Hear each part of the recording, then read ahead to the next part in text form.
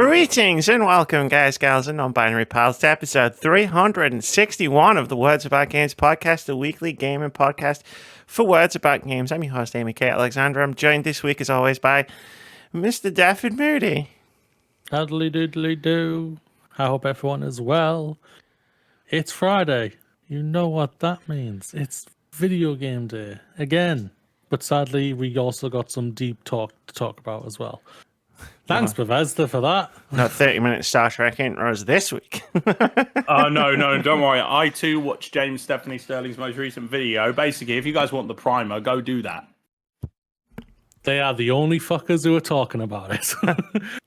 Not for long. We're also joined this week by our favourite returning guest, but don't tell anyone else that I said that, Mr. Joe Medforce. We're back, baby! Look at it! You organised this. I know. Yeah, I was hoping that initially maybe it would be a situation where Daffod would like be surprise. But also Amy kind of was. I was just because we were in the DMs. He had accidentally sent me a video about ADHD, and I was like hashtag relatable. Thanks for. And he hadn't seen any. He had been seeing some of my sporadic recent posts, but it wasn't even ironic. It's serendipitous in my mind. And I was like, hey. I've been playing video games for fun recently. I don't stream anymore. Fuck. Let's have a chat. Screw it, and it's a perfect week to do it because we got to rake Toddy Howe over the coals, haven't we? So let's go. And thanks for having me on as always. It has been, always will be a pleasure because, and again, don't tell any of the other podcasts. This is my favorite video game podcast. Thanks for having me on to talk about video games, and also what a shit show the fucking industry is. I swear to God. It hasn't been like this the last few weeks. I don't know what happened. I know, it's almost as if I saw the signal. I saw it. It's like the bat signal in the fucking sky, and I was just like, signal of it was just Waluigi's mustache. The Medforce signal. just Waluigi's mustache. Oh my God, yeah. Perfect. All right. You didn't. I knew it was going to come in sooner or later. We're back. I found out when I was visiting Joe that like I do a pretty mediocre Waluigi, and that prompts him to do a proper Waluigi. Like you can't let the mediocre Waluigi impression stand. No, you're compared to most, your Waluigi impression's on point, Amy. So considering I've never played a game starring Waluigi, I'm quite impressed with myself. No, I know, yeah, because there's no game starring Waluigi. He's always there. Nintendo's bringing everything this year. They've made one of the best games ever, and they're resting on their laurels. Still, new Mario? No, don't want to hear it. Where's the Waluigi dating sim? I'm still waiting for my Waluigi mystery visual novel. Oh, yes, that's really that was a deep cut. No one's going to get that reference. Detective Waluigi. Fuck Detective Pikachu too.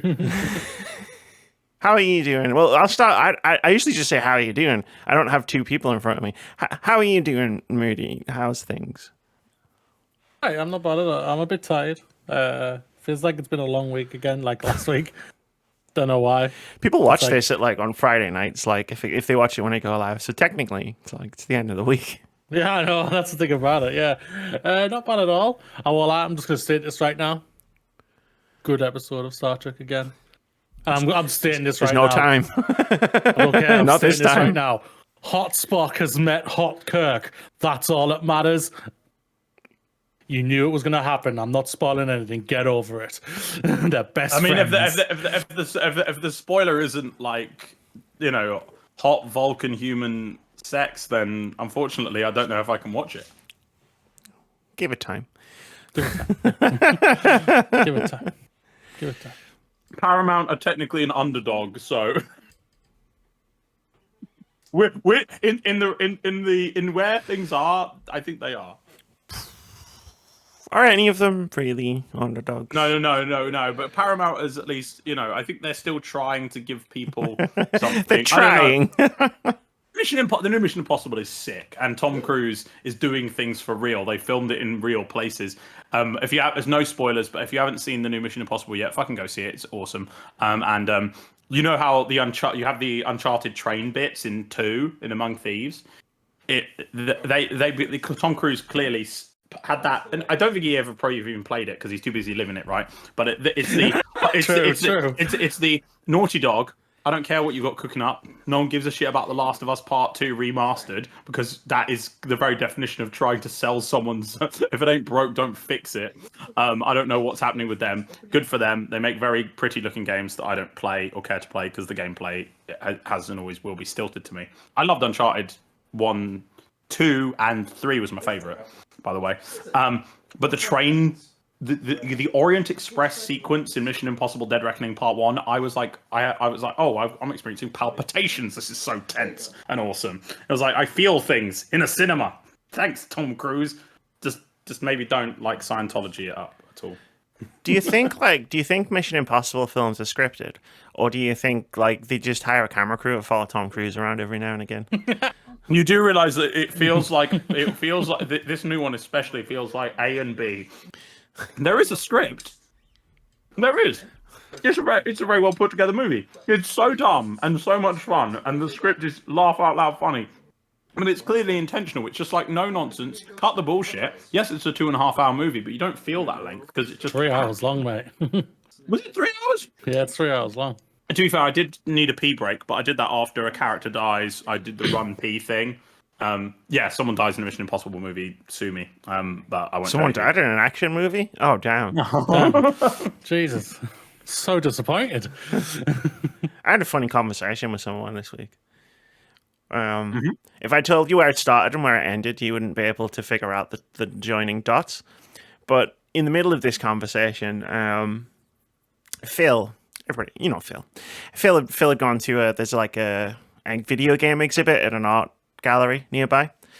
So he'd gone there one day and he was talking about it, and there was me and someone else, and you know, we were listening as you do when people talk, and the other person asked him, like, what games were at this exhibit, because it was in like a proper art exhibit. It was like showing like different types of games throughout the years, and Phil doesn't have Phil's not a gamer. He doesn't have the language to describe what kinds of games were there. And so he was trying to describe it, and then the other person just went, "Oh, like bougie games," and I've literally never heard anybody describe any video game as bougie. So I stopped the conversation. I just went, "I'm sorry. What's a bougie game? I'm very curious." And the guy thought about it for 5 seconds, and then went, "Oh, you know, like those kinds of games that hobbyist game journals would talk about." And then I sat there and I went. And then he looked at me with that look on his face, like he'd figured out what he just said. And I looked at him, and he goes, "But not you, though." And I went, Also known as good video game not made by AAA publisher. I never got an answer. I never got an answer. So now I'm just going to describe my entire taste in video games as bougie. What's a bougie video game? There's a question. Okay, so I would describe a bougie video game as, in the mind of someone who is not me, who would describe a bougie video game, it's a cozy farming sim with crafting elements that has a heartfelt story underneath it, and it's about issues that people don't want to talk about because they make them feel uncomfortable when they look in the mirror every morning before they go into their job as a in finance. That's and I'm not, and this is not a comment on Phil. I don't know Phil, but all I know is that if people are going to start describing like indie games as bougie, then we're going to have words because I don't give a shit about Starfield. Phil, I just want to let you know, Among Us is an indie game. Is a bougie no, game. Just so you know that. Phil didn't make the bougie games comment. Phil didn't? No, the other guy did. This other guy, you suck. I mean, we had a good laugh about it. Hey, other guy, you are the one who is the ball licker. You are the bourgeois. I see you. I don't know this person, so no, it's fine. apologies if he listens. It's fine. It's just, you make one review where you call Final Fantasy 16 a mediocre video game, and all of a sudden everybody's calling you bougie. Was that your review of it, Amy? More or less. Yeah, she didn't really. To be fair, it feels overwrought. It feels like it's a lot, and there's a lot going on in the real world right now, and so yeah, that's why I'm not playing it. You know, actually, to be fair, I've not been playing a lot recently. Been too busy, but like, you know, I'm playing games which put a smile on my face, which I think is not what people always want out of video games. Weird. Wait, what? Weird. Wait, you're playing games that you enjoy? What the fuck, Joe? What are you? That aren't What are you? Zeitgeist games. That aren't. What are you? Also, no. Can't really say much in this regard. I've literally gone out of my way to have a shit time on purpose before.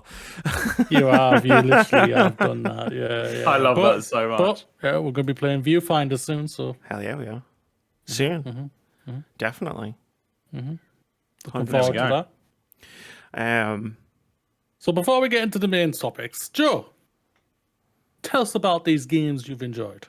Oh, okay. Before we crack on, before we get to the main let's story. start out with let's go with the bougiest of the bougiest of the bougie. Super Rare Games published Grapple Dog last year, I want to say, and I've Grapple Dog. I've always been a Game Boy, a Nintendo gamer girl. All my life, and I grew up on games like Grapple Dog, you know, Mario Land, Wario Land 4, specifically on Game Boy Advance, like proper good, like tight 2D platformers. It doesn't matter what, you know, and Grapple Dog is that. I got it in the Nintendo Switch, one of the indie sales a few weeks ago, because I'd always wanted to get it, and I literally used my Nintendo Gold points to buy it. It was like it was like £3. It was under £5, and I had that many gold points left from buying digital games previously, that sort of stuff, or redeeming. Pro tip, by the way, if you have a Nintendo Switch and you buy physical games, you get gold points, but you have to manually, within a year of purchasing the game, or the year of the game's release, I feel like it is, something like that, press the minus button on the game icon, like Tears of the Kingdom, for example, and you get gold points from it. You don't get as many as you would if you bought it digitally from the eShop, but you still get gold points that you can then use to buy an incredible little game like Grapple Dog. It tells the story of a great inventor who makes these amazing tools, which he shares with the people of this like land where everyone's an animal. And then all of a sudden, a great evil comes along, and then the inventor is mysteriously disappeared. Also known as you know, people make cool thing, big corporation wants cool thing, inventors like, nah mate, and then, you know, it's got Wind Waker vibes in terms of the little story it's telling, you know, like Legendary Hero, except instead of that you're a dog who finds who spoilers for a game that if you've played it you love it, if you haven't heard of it you should go check it out. If you are excited about Super Mario Wonder coming out this year, if you love Donkey Kong Country Tropical Freeze, if you're like, oh god, I really need that platformer itch, which isn't a hard as nails Metroidvania or whatever, Grapple Dog. It's like Celeste, but you're a dog, and it's a little more laid back because it's not such an over like mental health struggle game. I've only played the first level because I just sat down and properly started to play it. Went through the little tutorial bit.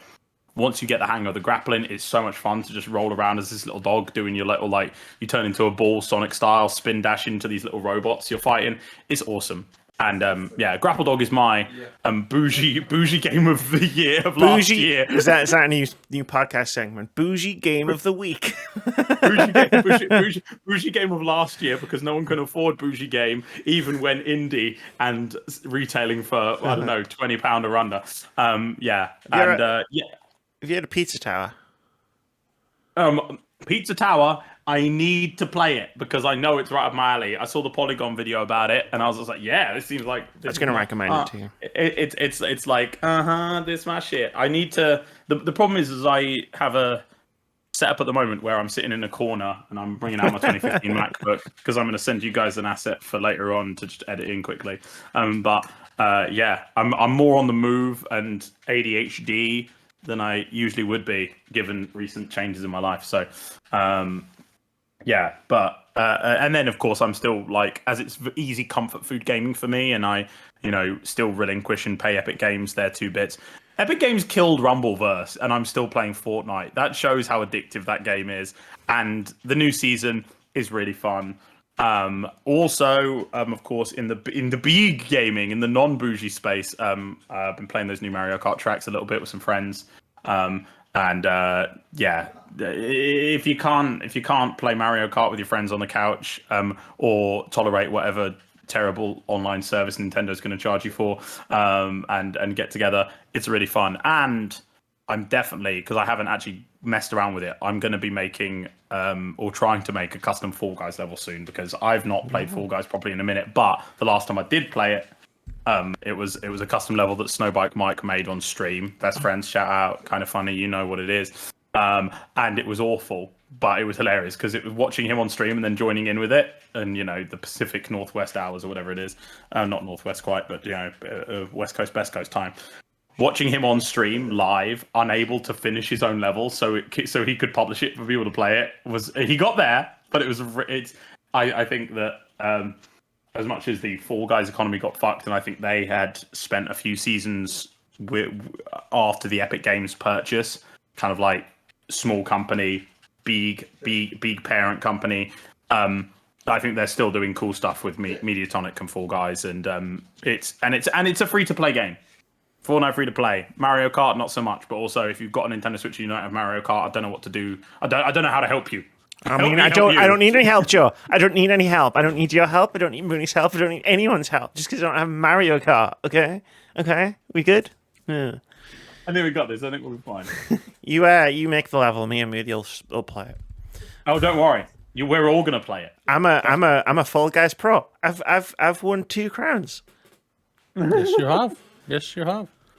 2 whole crowns. One didn't stab me in the back at all. No, I finally won a crown without betraying Moody. I mean, if you go by the balked crown counter, that they added the career path of it afterwards. Where you just get crowns. They're like, you have some crowns. I mean, technically, I've won 300 crowns in Fall Guys, or just over. Technically, I'm not going to deny the number that's on there, but I did do. I made a big deal of winning my 300th crown. I never kept track. Maybe it's a lie, but it's a video game. Who cares? It's all. I remember playing it on PC when it was so janky that people were just hacking the game and flying to the top of the Fall Mountain and grabbing the crown. It's like, well, I mean, some of us out here are trying. It's how. Yeah. Anyways, but no, yeah, just been playing games that are fun and help you forget the world for a bit. Mainly, of course, Tears of the Kingdom. Of course.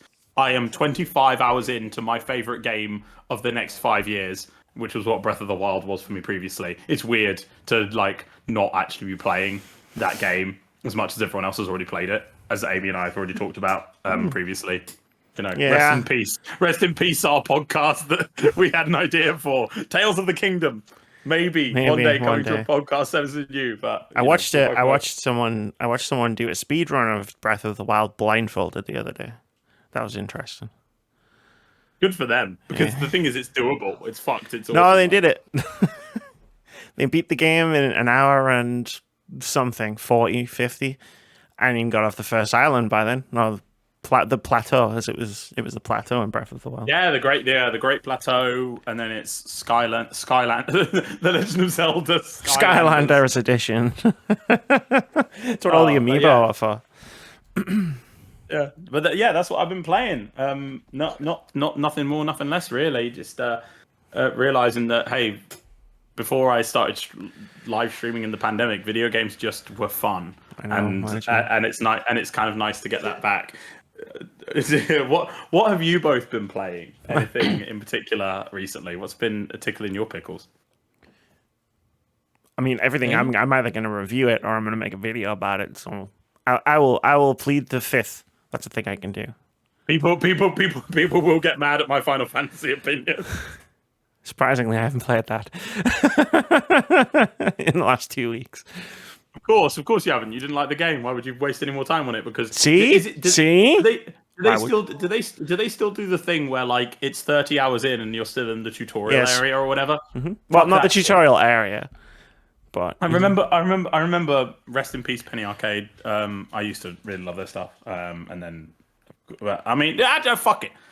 I just remember their bit of like them talking about this sort of like I have a child, and they're like I think it was when Final Fantasy 13 came out. Yeah, it was, wasn't it? And it's just sort of like they made that gag of like it's 36 hours where the game really kicks off, and it's like fuck you. Alive, I can't do that. Do you know how many games I could complete in 36 hours?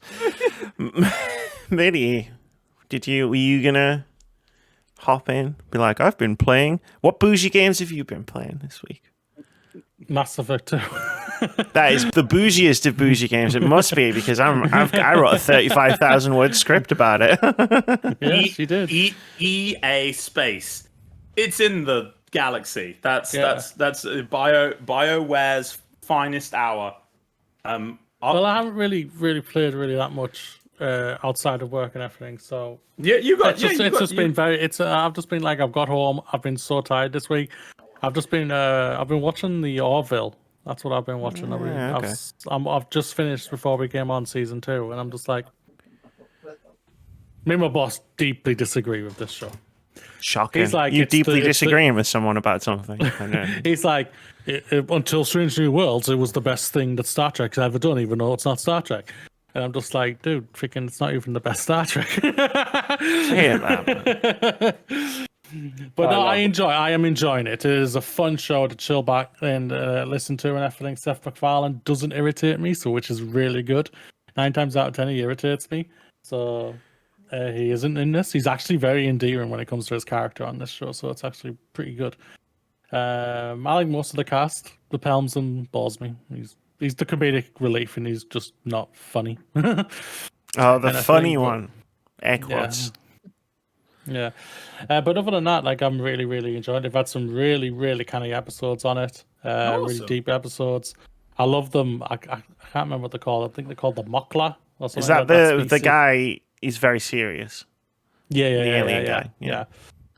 He's that's how you do funny. Really... That's how you do funny in science fiction. That's why Spock's the funniest character in Strange New Worlds. That's true. I want the ship to move now. Yeah, I want the ship to go now. I think they've always done a good job casting Spocks. Like for all the initial flaws of 2009 and Into Darkness, Zachary Quinto was always I loved Zachary Quinto as Spock. Quinto was a really good Spock. I loved him in Heroes as well when he was playing the worst, like before Heroes fell off the rails. Like that's going. Which way was also due to a writer's strike. Whoa, topical. Let's hope this writer's strike's not going to fuck season 3 of Strange New Worlds. No, it will. It will. We know what's happening because the inside word from the producers and Bob Iger and his buddies has already come through. They're gonna wait until people. They're gonna wait until people lose their homes or start getting evicted until they resume negotiations in the autumn. Isn't that fun? It's right. Ain't legitimately. There's no business like show business. Let me take off my Amy hat and put on a different hat. I don't know what the hat is. Like if I was in a room with all of the CEOs. Well, if I was in a room with all of the CEOs, I'd beat them with an aluminium bat. But like that's why I'm taking off the Amy hat. If I was in a room with all the CEOs and they said like, "Oh, we're going to wait until they've all lost their homes before we start negotiations," my response to that would be, "So you're going to wait until they have nothing left to lose before you negotiate with them?"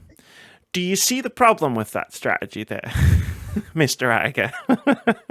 If they are all homeless, they're not going anywhere for starters. That picket line is going to be 24/7. But also, like, I mean, what are you going to threaten them with at that point? Yeah. What you think? Then the actors will let you have their bodies in perpetuity, so you can put them as an extra in anything without their consent. They'll still get paid a day rate though, so of course you're still getting some money. But no. And then I take that hat off. I put the Amy hat back off, and then I break their legs with an aluminium bat. So, should we talk about some video games and stuff? Let's do it. Fun. Let's go. Do I have to? I know this was my idea, but I don't want to. I took the news article this time because I was like, I don't want to write these words in any order down, so I'm just going to copy and paste them. But then what I didn't think about was, I got to read them out loud, though. So I lose either way. No. You can do the crib notes because, like, really. No, I'm not going to do the crib notes. The crux of it, but no, the details are so important. Go on. Exactly.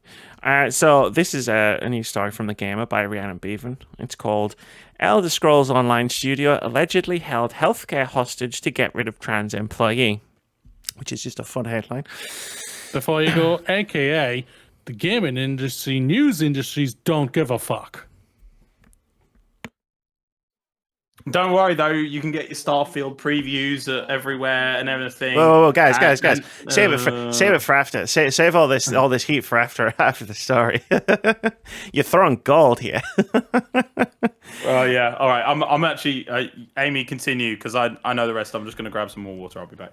I need to stand. So. Oh, that's fine. Yeah. Don't support me in this or anything. You both leave. We're with you, and we can hear you. We're right there. And do your thing, and I'll just be here. I'm kidding. You tell everyone who doesn't know. Moody is leaving. Moody is literally leaving. Watch the video version on youtube.com/words about games UK if you don't, because you're missing out. I'm going to read now. A former Elder Scrolls Online developer has spoken out about her experience as a transgender woman at Zenimax Online Studios. In a 4-hour video, former ESO media artist Leona Farron shares audio recordings that appear to confirm that management misgendered her. She also claims that her manager repeatedly outed her to workers who didn't know she was transgender and pressured her into resigning when she needed time off work for gender-affirming care. After a year of contacting Zenimax HR about her experiences, Farron says she took her complaints to Bethesda corporate, expecting a different result. Instead, she says the company viewed her as a, quote, liability, end quote, and offered a resignation package that would cover her upcoming surgeries. However, taking the deal would also mean signing away her right to bring a discrimination lawsuit against Bethesda. Due to this, Farron says Bethesda was, quote, holding her surgeries hostage, end quote, in a bid to force her out of the company. Farron shares her accounts, which include video and audio recordings taken between January and September 2022, on her YouTube channel. Here she tells how she first informed her manager she was transgender and wanted to come out to the rest of the team. This is when the problems began, as her manager, given the pseudonym Elphaba, it's been a long time since I've seen The Wizard of Oz, instead outed her during a work meeting without permission. Farron says the manager claimed she was, quote, trying to help, end quote, and told Farron she should come out to the team via Slack to explain what happened in the meeting. Farron later brought this up to her manager in a tearful one-to-one meeting in which she did not apologize and said she can't remember the incident. In another meeting, Farron informed Elphaba? I'm going to go with Elphaba. It's probably not right, but I don't care. She was still seeing her old pre-transition profile picture used in IT.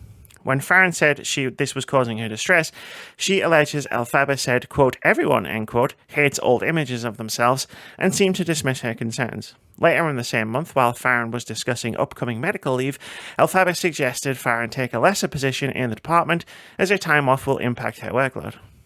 This continued, the recordings show, into April 2021, when after multiple tense meetings with her manager, during at least one of which she seemed to be misgendered, Farron decides to contact HR.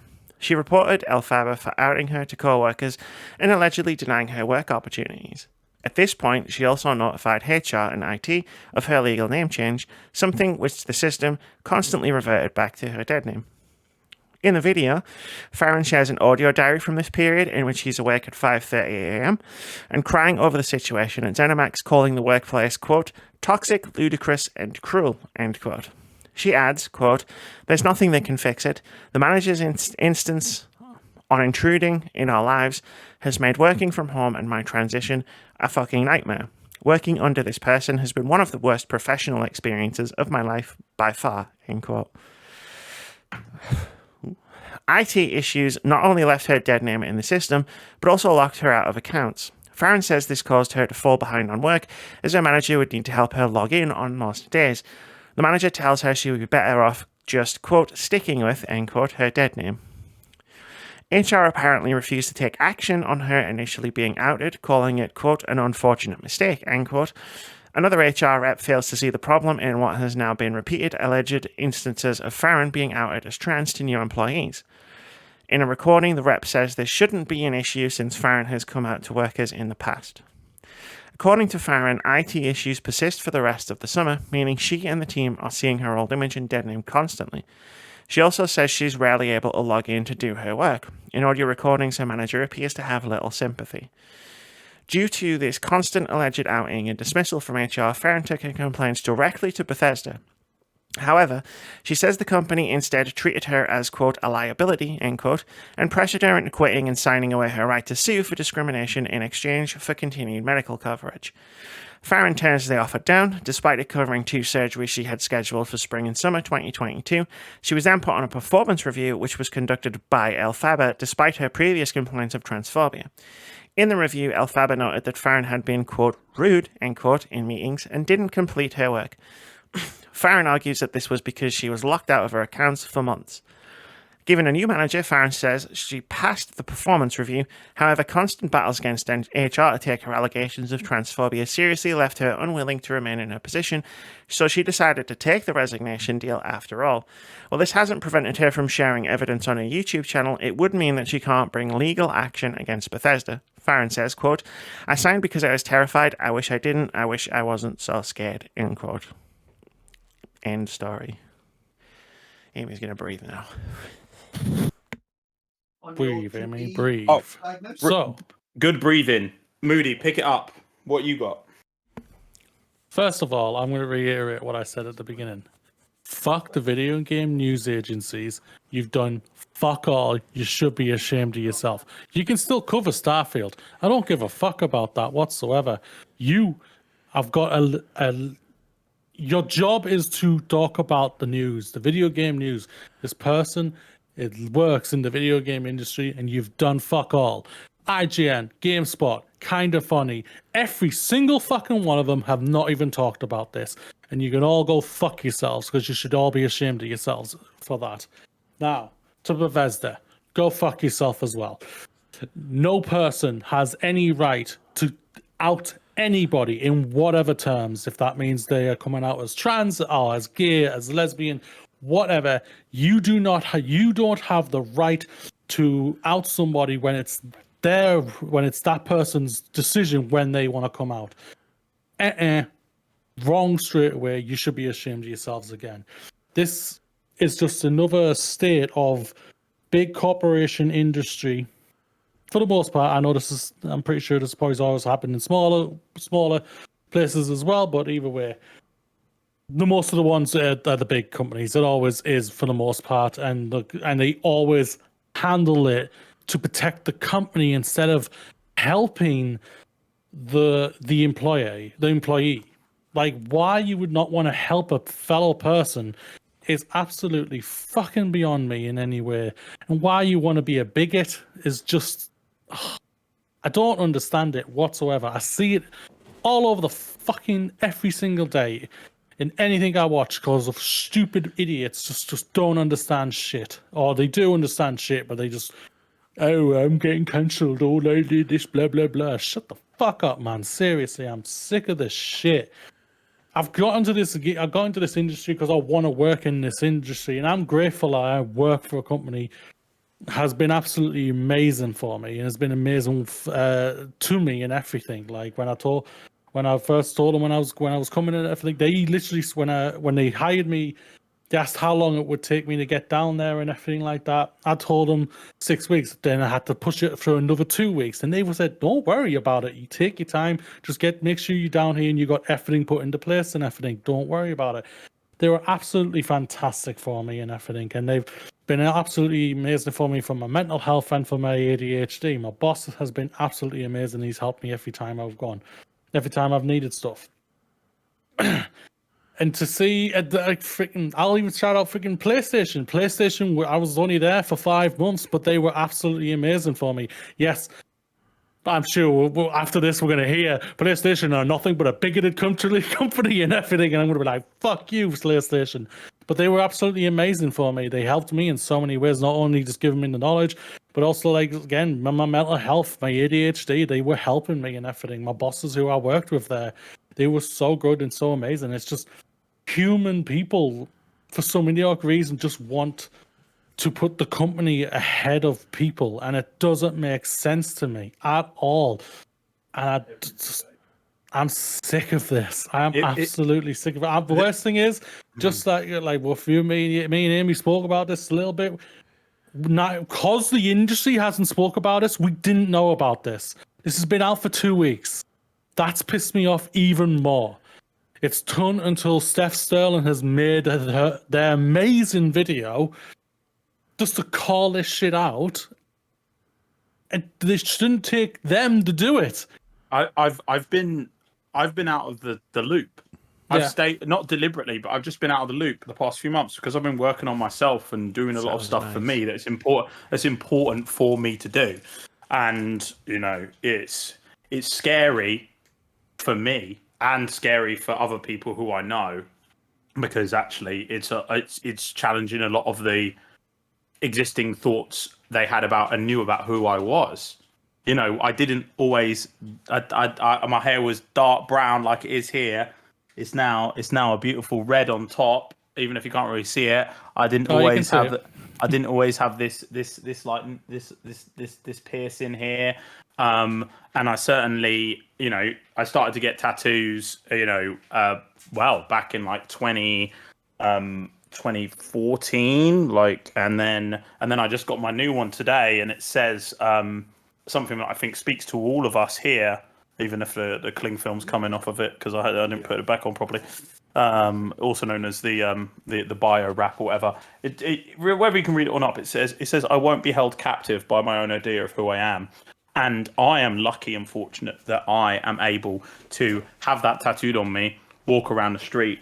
I could pick up a job anywhere I want. I could, if they don't like the fact, they will never say anything. If I applied for a job and got an interview and everything, they wouldn't ever tell me that, they might not employ me because of my red hair. They might not employ me because of my tattoos or my nose piercing. But that is luxury compared to what has happened over at Bethesda. And I only know about it because I'm still subscribed to James Stephanie Sterling on YouTube, and I tuned into that Jimquisition. So I was like, oh, what Bethesda do bad this week, or what big company video game do? And then I watched that video, and I felt so very, very upset, just like you, angry, frustrated. But it makes sense, and you know why it makes sense? Not because it's right, not because it's what should be happening. It's because everyone has to move so fast and companies, machines, IGN, kind of funny. I love this community. I love everyone and what they've given me. But if they stop to put a spotlight on this and they call them out, then that means that this deal falls through, all this shit. Like, it's all built like this, isn't it? But it's fucked, and it is wrong, and it is so, you should never, ever work in a place that, if you listen to those recordings and you hear the response of I don't understand to someone trying to, basically explain emotionally, speak from their heart in a professional environment to say, this shouldn't have happened like this and this hurt me to a degree you will never understand. You will never get it. But I'm telling you now, I'm speaking to you on a human level, and they're like, I don't understand. And it's like, yep, that's why it still goes on, and that's why we need to be shouting about it, because actually, if all you care about is Starfield, that's fair enough. But also, it's not about the game anymore. It's not about the game. It's not about any game. It's about humans, people. We need to actually take a step back from all of this shit. Fuck it all. I don't care about Mario Kart. I don't care. Like, I love the games I already talked about. It doesn't matter at the end of the day if people are being mistreated to this degree still after Ubisoft, after Activision Blizzard, after all of this. If this story like this comes out, then it should be it should mean that. But again, the train's already left the station. People have already got their pre-orders, and people are hyped about this shit, even though actually it doesn't matter if the game is the greatest game of all time. Nintendo mistreats their workers. It got swept under the rug. But like, my favorite, happiest place on earth, Potentially they got stuff where it's not all smiles behind the had who knows? We haven't had that big breakout story yet because they don't want it to come out either. And it would make me. I am mad about it. I am sad about it. I am upset. I am broken hearted for that. Just for the fact that it's taken a fortnight for this story to even be under our radar on our radar. That's how fucked up it is. It's just and that's probably all I can actually muster to say. But my point is this: it's not a vote with your wallet thing because you probably already have. But it's just actually if you care at all about the people who are making the games that you profess to love so much, then you need to care about this. And if you say I don't care because I don't have any friends who are XYZ LGBTQ but it doesn't. No. I don't actually want to have a conversation with you because I know you don't want to have that conversation with me, with Amy, with Daffyd, or anyone else. And that's the problem. We need to start there. And because we're fans of this shit. I haven't been on Twitch in much of a. I popped on there the other day and saw some friends streaming and popped my head in. And it was fine, but it's sort of like. And then I saw someone who I'd followed ages ago, and they started playing Diablo, and I'm like, nope, I'm not going to watch it. Unfollow. Doesn't matter who they are. It's just I can't get behind it, And the same is going to be when everyone is. I don't even know when Starfield comes out, but also I don't. Soon, in September. In September, yeah. Again, the publicity train has already left the station, and you said a line there, Daffyd. I'm sick of this shit. It's a line from the lyrics. I won't be held captive by Mono Dohu of who I am. It's this band called Enter Shikari. They've been independent for 20 years. I went to the same primary school as them. They got their first UK #1 album this year, and one of their songs it's called Gandhi Mate Gandhi. I won't go over their whole spoken word bit at the beginning, but I do think I can speak for everyone when I say we're sick of this shit. But the problem is that actually the we of it all feels more fragmented and disjointed than ever. So here at Words About Games, I think I can speak for all of us when we say we stand, not with Bethesda, not with fucking Todd Howard, not with Starfield, but we stand for anyone who has ever had their life maligned, mistreated, and made worse while they are under someone else's employ. Fuck that. Hey, Mooney, do you remember last week when I told you that about the bobblehead that's just been staring at me while all this has been going on for the last 20 minutes?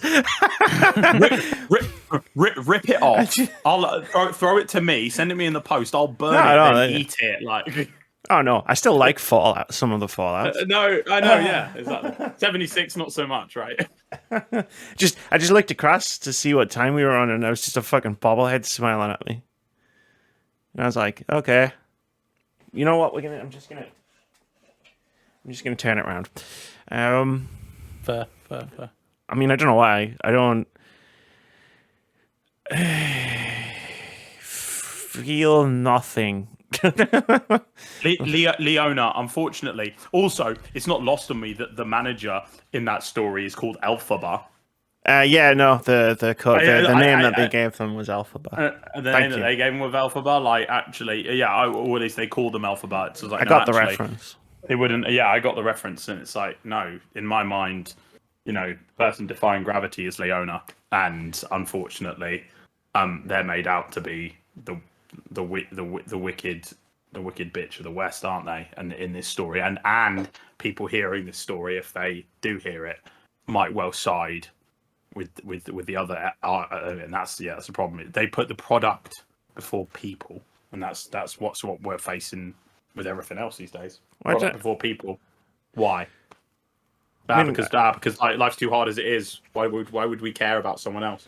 I mean, I don't think this is a Starfield versus True, very true situation. Yeah. I just in general, like Elder Scrolls Online, whatever the that's the company attitude. Product before people. Oh yeah, 100%. Like I'm gonna get you there. Like I don't know. So I read parts of this story, and I'm like, yeah, I know how that feels. Yeah. That looks familiar. That looks familiar. I've heard that before. And then I just like, I don't know, like I put this in here because I was always going to put it in here. And then I was like, other people are going to have a lot to say about this.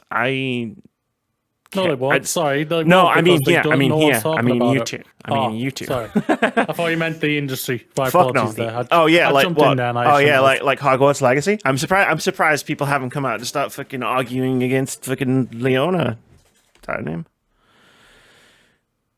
Because it's not Harry Potter. Because it's about a game that no one plays no more. If it was, I think that we might see a different look on this if Leona had worked on Starfield, for instance, or like it would. I think maybe it would have received more coverage, which is the worst thing about it, right? So actually, this has come out now, 2 weeks ago, and no one's talking about it. No one is. I don't think even if she worked potentially, on Starfield, no, that's even worse. It's even sadder, isn't it? Yeah. No one would have given a flying hoot because they got their coverage to talk about it and everything, and that's all that matters. I can appreciate like what you're saying about the corporate structure and everything like that. Fuck that! I'm sick of that. I'm like, I'm gonna say, even though a lot of people don't like how her character ended in Game of Thrones, Daenerys. I'm gonna break the wheel. I'm sick of it. Someone break the fucking wheel already. I'm getting sick of this shit. Yeah, like, it's you can. I will always have no problem for a company to make money. Treat your fucking staff right, not just the white ones. Everyone. Not just the women, the trans people, the gay people, every single fucking person, an ethnic minority, everybody. Treat them decently. It ain't fucking rocket science. The people make games expose about Valve's structure, shrouded in secrecy as it is, and the way in which their workforce is made up, and the people they got to talk about that. Another video I'd refer people to, which people probably didn't see. Because whatever, but like that's why I think about it's because it's all intertwined, intertwixed. It's all so it's this big Cthulhu that gets thrown into the end of Watchmen, and unfortunately people are just sort of like, no, but don't worry, it's fine, we still have the next Starfield movie, Starfield Marvel movie. Fine, don't worry, it's all cool. Isn't this? ain't this grand? Good lord, yeah. But basically, we stand with Leona, and we're sick of this shit. And we're doing our best to actually speak about it and then enact change by spreading this story. So if you're listening to this, watching this episode, share it. Share the article. Share James Stephanie Stone's video. Doesn't even matter if it's this podcast or not. Just tell it on the mountain. Go. You've got a platform. Use it. Tweet it. Threads it. Blue Sky it. Mastodon it. Hive it. Instagram it. Facebook it. Etch it into your skin. Cut your arm off and hang it in the sky. On However you choose to communicate via social media. Buy a set of constellations if you've got it, or the ownership to them, and then just like draw the dots in the sky. Sure, yeah. Fuck Zenimax. Yeah, I don't know. I didn't like after everything that happened towards the beginning of the year. I struggled to think of I struggled to have anything in me like for this one. Like, not that I don't feel tremendous sympathy and empathy for Leona and what she went through at Zenimax Online, and this is a terrible thing that she's gone through, and I'm happy that she's managed to get her story out there. But it was just man, I've got nothing.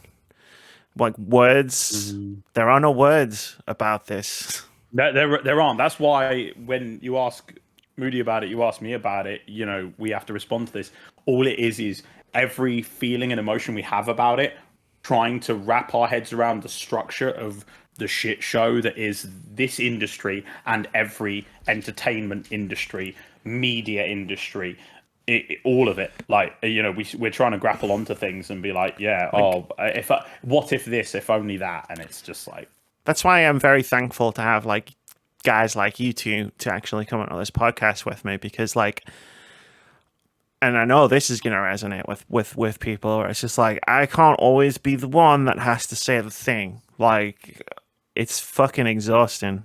I mean, and sometimes other people need to say the thing. Mm-hmm, mm-hmm. And actually, that's it. Everyone, until all are one and all are not one, until shit like this just doesn't happen. And the only way it doesn't happen is by resisting. And aiming from the conversations you and I have had this year alone, I am not. But I get it. I understand it, because it's like, if you choose to be not the norm, or not choose to be, choose is the wrong term, obviously, but if you are not what they want in the box, or the moment you start to change and be something that they do not want, but that are on paper they're inclusive and they're fuck that shit. They changed their logo in June. Ooh. On most of their social media accounts, not branding. Not the Middle East media accounts. They changed some of their logos. We don't want anyone thinking they changed all of their logos for June. Of course not. That would be that would be wrong. That would be wrong. Where's the rainbow now? I really want to see it. I want to keep that in my brain and just deploy that on all the other months. Where's the rainbow now, Bethesda? Where's the rainbow now? What flag are you flying? Because it certainly ain't one for trans rights. You ain't tasting the rainbow, but you're going to taste these hands. That kind of thing, you know? Like, just really we would do the Rumble verse on it, but Epic killed that one too. We can't do the Rumble verse on it. Oh, you have to laugh to keep from punching a hole through the nearest screen you have. I can't afford to replace this screen. Neither can I. I can't afford to do any of it. You know, I'm sitting in the corner of my apartment while I redesign. I wrote this on the wall last night, by the way. It was a good night. We watched a film called Driller Killer, which is a 79 like video nasty psychodrama about an artist who goes insane. Love a good video nasty. Checks out. Go on. Life feels like a video nasty. Moonies, do you have anything to add to the end of this discussion? Video game industry, video game news industry, do better. Because you just, it's getting beyond it. It's a piss take. Between your scheduled engagements with Daddy Todd and the things you've got planned, cover this. When the news breaks, it doesn't matter if it were 2 weeks ago that the actual video was published. Break the news now and do it. I'll go to the spare bedroom. I'll use my platform to talk about this sort of stuff, because I don't have a big platform. But the moment you give me a microphone and have me, you know, I'm gonna try and be like, this is why I'm doing what I'm doing. But actually, it doesn't matter why I'm doing what I'm doing. I'm lucky that I get to do what I do. I'm fortunate and I'm privileged. But not everyone gets this. I really hope that Leona, following this at least, and the coverage that James. Stephanie Sterling has given Leona, like get them on anything and everything, and just give them more of a platform. I bet that well, no, I don't know, but yeah, I'd be fascinated to actually, after, you know, once the dust is settled, like hear more from them, and hopefully they'll be somewhere where they are treated right. Hopefully, because they deserve it. They do deserve it. Okay, how does this sound, Mooney? Quick indie game of the week, break, review a game, Mooney's time to shine, etc., etc. Yeah, fine. Go for it. Cool. Then it's halftime. It's time for an indie game of the week, and this one will be quick. This is a thing we do every week where we talk about a cool looking upcoming indie game that we've noticed. Just getting harder and harder in a post-Elon Musk Twitter world.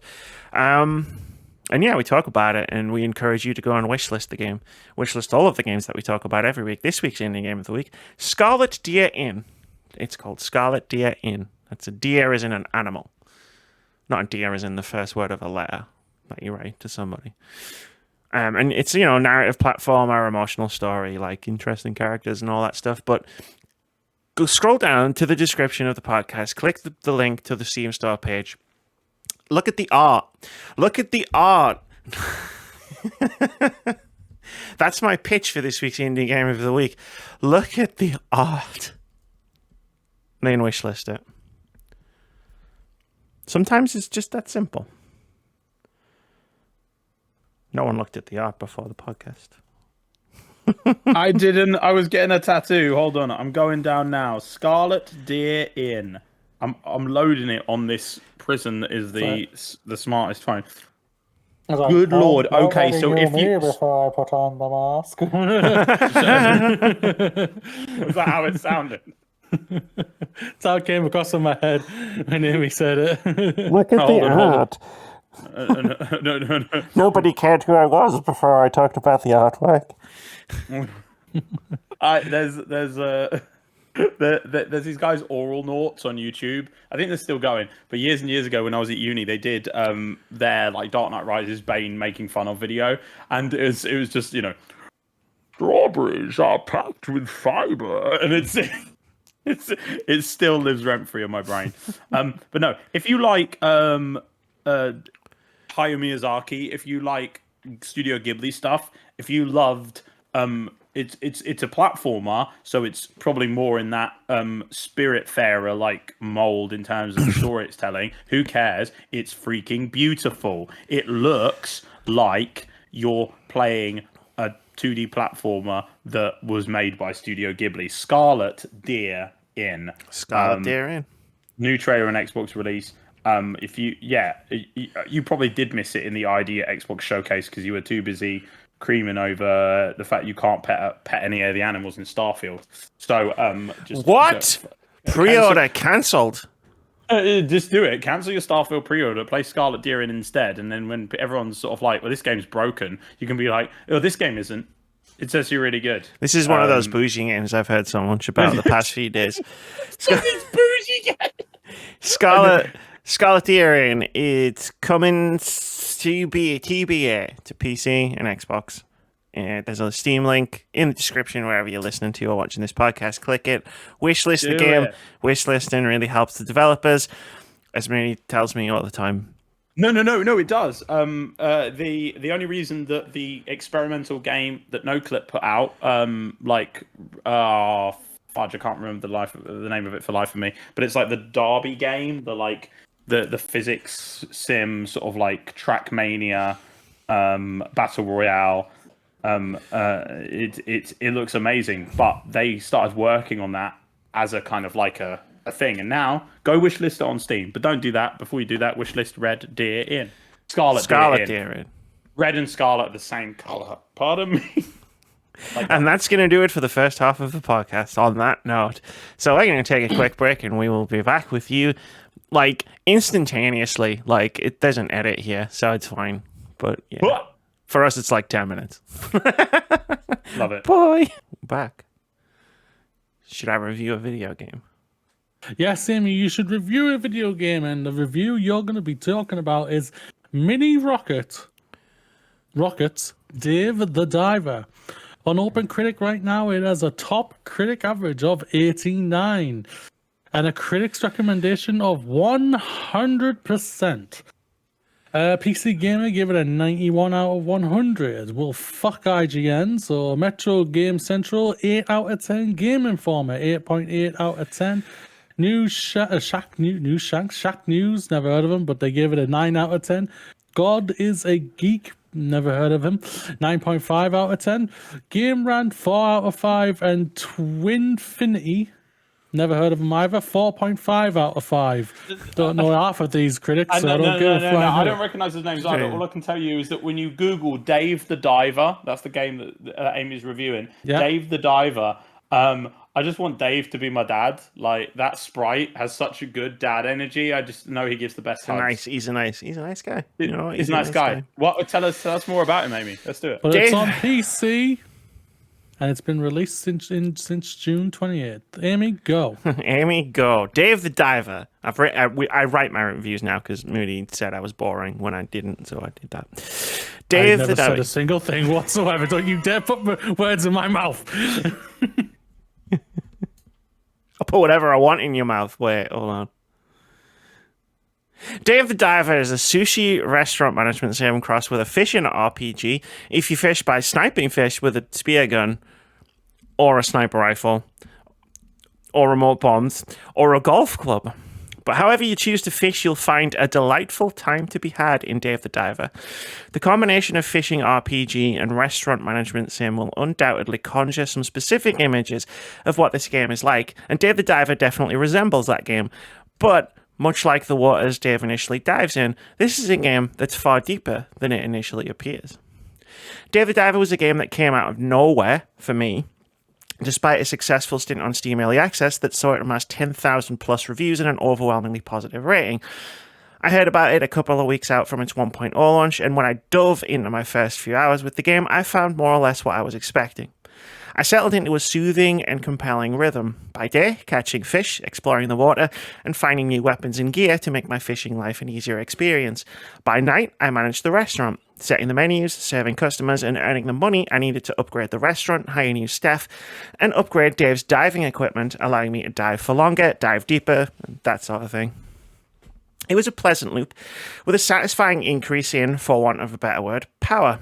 Aggressive fish that posed a challenge eventually became trivial, even staple items on the restaurant menu. Eventually, I was able to challenge... Oh, excuse me. Just choking on air. Eventually, I was able to challenge sharks, confident in my ability to take them down, carve them up, and serve them to my ever-growing customer base, who were as eager to eat them as they were to post food pics on the in-game version of Instagram. Dive, serve, upgrade, repeat became a fairly soothing way to pass the time, and an addictive one.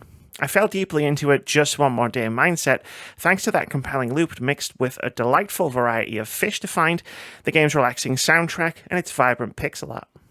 But as I continued to chip away at the game, it continued to constantly reward me with new things to see and do. Themed events that could net me a ton of coin for putting on a menu of, say, tuna sushi. I have made a very bad spelling mistake there.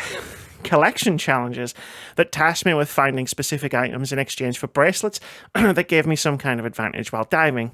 VIP customers would turn up at the restaurant asking for specific dishes and in return would unlock major new mechanics, such as night fishing or various farms that allowed me to worry less about what I was or wasn't catching during the day.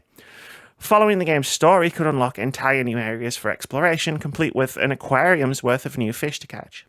The story itself is fine, populated by charming characters and an ironically dry sense of humour. Good enough to get me from point A to point B, but its rewards are the main draw.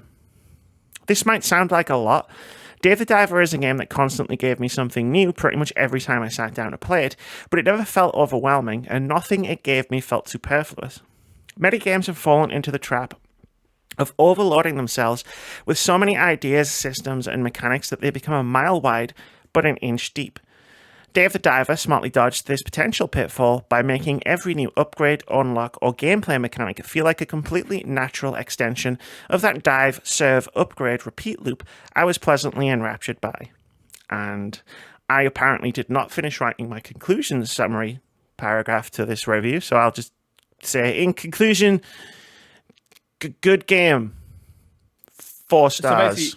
So my immediate thoughts are this: if you like Moonlighter, if you like SteamWorld Dig, if you like SteamWorld Dig 2, if you like, any game where you can get into that rhythm with it, then Dave the Diver's for you. Especially if you're like, Abzu was a bit much. You kind of want to take it back down to that pixel art. It sounds perfect, and you know that it'll eventually get put on Nintendo Switch. But if you're a PC gamer right now and you're looking for a break from the norm, give it a look. That sounds fucking sick. It's already on my wish list. Like for when I have the money to buy game and time to play game, also known as I'm gonna be getting it and giving it a go. Like especially, I live with a professional sushi chef who's on sabbatical right now, so I know that if I'm playing that in the living room, he'll be like, that's not right. That's not how you make sushi. And I'll be like, yeah, I know it's a video game. Just cut it some slack, Just like let the dragon roll come to you. Let Dave the Diver do his thing. To my knowledge, they're intending to bring it to Switch, I think. So they'll bring it to consoles. Of course they are. Of course they are. It's going to come to Switch because it will sell and it will hopefully do good numbers and mean that they can keep on making great little games like that. Dave the Diver 2, Aquamarine Boogaloo is probably while they're tweaking and doing their thing with this one. Did you say it came out tail end of June this year? Yeah, did you? Yeah, end of June. Yeah, awesome. Dave the Diver. It's it's exactly what you just said. It's you settle into this nice rhythm, but you're constantly unlocking new stuff. Like every 2 or 3 in-game days, you'll probably unlock like a new mechanic or a new this or a new that.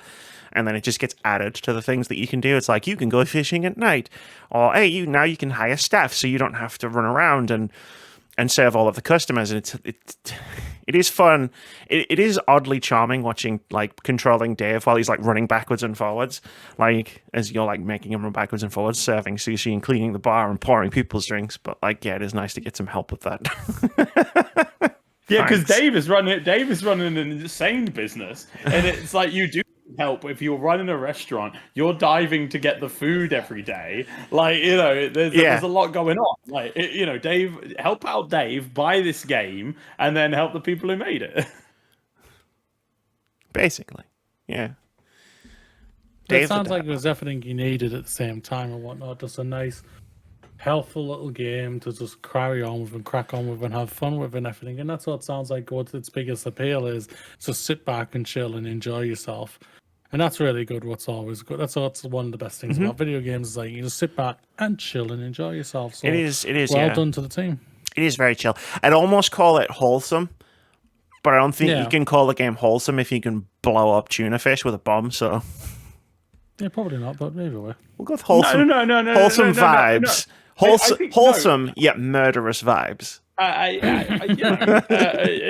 If Dave's a diver and a fisherman and runs a sushi restaurant, then he's not actually. I'm sure Dave is actually doing everything that's like within the realm of the game. He's playing by the rules of the universe. Like if they make a tuna bomb that you can throw down into they're running against the salmon of the ocean are going against the current, and you blow them up and you take their meat and you just sort of like throw it in some rice with some seaweed. You know what? Dave's got to dive. Otherwise, he dies. Dave's got to dive. Otherwise, they need to change the name of the game. Hashtag save Dave 2K23. This is the new the new hashtag. Hashtag save Dave. By Dave the Diver. Well, yeah. I mean, that's basically everything. I'm just covering for Moody's headphones. That's basically everything. Unless anyone else has any questions or anything they want to say. Like, that was my Dave the Diver review. Is there anything that didn't work for you? I'm curious. Not really. The story was okay. I didn't find it particularly enthralling. It's one of those, the characters are fun and charming and I liked seeing them talk, and the cutscenes are really fun because they're super over the top, like way more over the top than they should be, which works. But then you get to the story and it's just like, oh, okay, cool. I'm diving. My flatmate and I showed this to Amy while we were on our little break in the middle. After I wax lyrical about Grapple Dog, that is being played on the TV that's just up here by my flatmate and one of my best friends. Tell them to play Dave the Diver. Play Dave the Diver. Can they hear me? Play Dave the Diver. It's not on Nintendo. Get a Steam Deck, losers. Yeah, get in, losers. We're stealing Steam Decks. But the point is that the story of Grapple Dog isn't going to win Oscars, even though it might be one of the only things nominated within the next couple of years because of the strikes. But it's to get you in the door. It's a framing. It's a framework. And actually, I would much rather have a no-nonsense Dave's diving. He's building. If you build it, they will come. That's the best kind of story for me right now. I like that attitude. So, you don't need it. It's window dressing because weirdly enough, if we're playing a video game, we want the gameplay to be engaging and something you keep coming back to. That's not always the priority when it comes to only the bougie games care about that these days. So yes, my bougie game about Dave diving for fish. Fantastic. 4 out of 5, you said, didn't you? 4 stars. Yeah. 4 stars. Fantastic. I was debating because obviously we've implemented this 4-star review scale recently, and we implemented it when you had lots of games to review, so I've barely interacted with it. So I was like debating the 4 stars versus 5 stars. I was like, how exclusive should I make my personal 5-star recommendation? And I've landed on the kind of exclusive. I think that when it comes to a 5-point scale, whatever you want to, however you want to do it, any kind of review scale these days, so you can get on those lists, right? Not that kind of list, but I'm already on that kind of list. Me too. Every time I go into town, I get put on a different list. I think that let's talk about games that have come out this year, for example. For me, Tears of the Kingdom is 6 out of 5 because it took 5 years to make it, and it's just that freaking amazing. Grapple Dog, what I've played so far, easily I'm putting it at a... I don't know what the rest of the game's like yet, but my review in progress would say 3 to 4. Like, that's the range we're talking. It's that kind of like... this is the first draft, potentially, of something that's amazing. And now, you kind of... I think that 5 out of 5 is like, this game is perfect for me, and you will love it for these reasons. It is not a perfect game. There is no such thing as a 10 out of 10 game is flawless. Like Breath of the Wild. Sorry, Breath of the Wild 2. Moody, I'll give you that one. The sequel to The Legend of Zelda Breath of the Wild. I'm not doing this. Tears of the Kingdom. He said it was okay. He said it's okay. Because you know what? Let it slide. I'm out of here. No, we got bigger things to deal with. Bigger fish to sushi up. So, what's next on the Words About Games chopping board? Moody, Amy.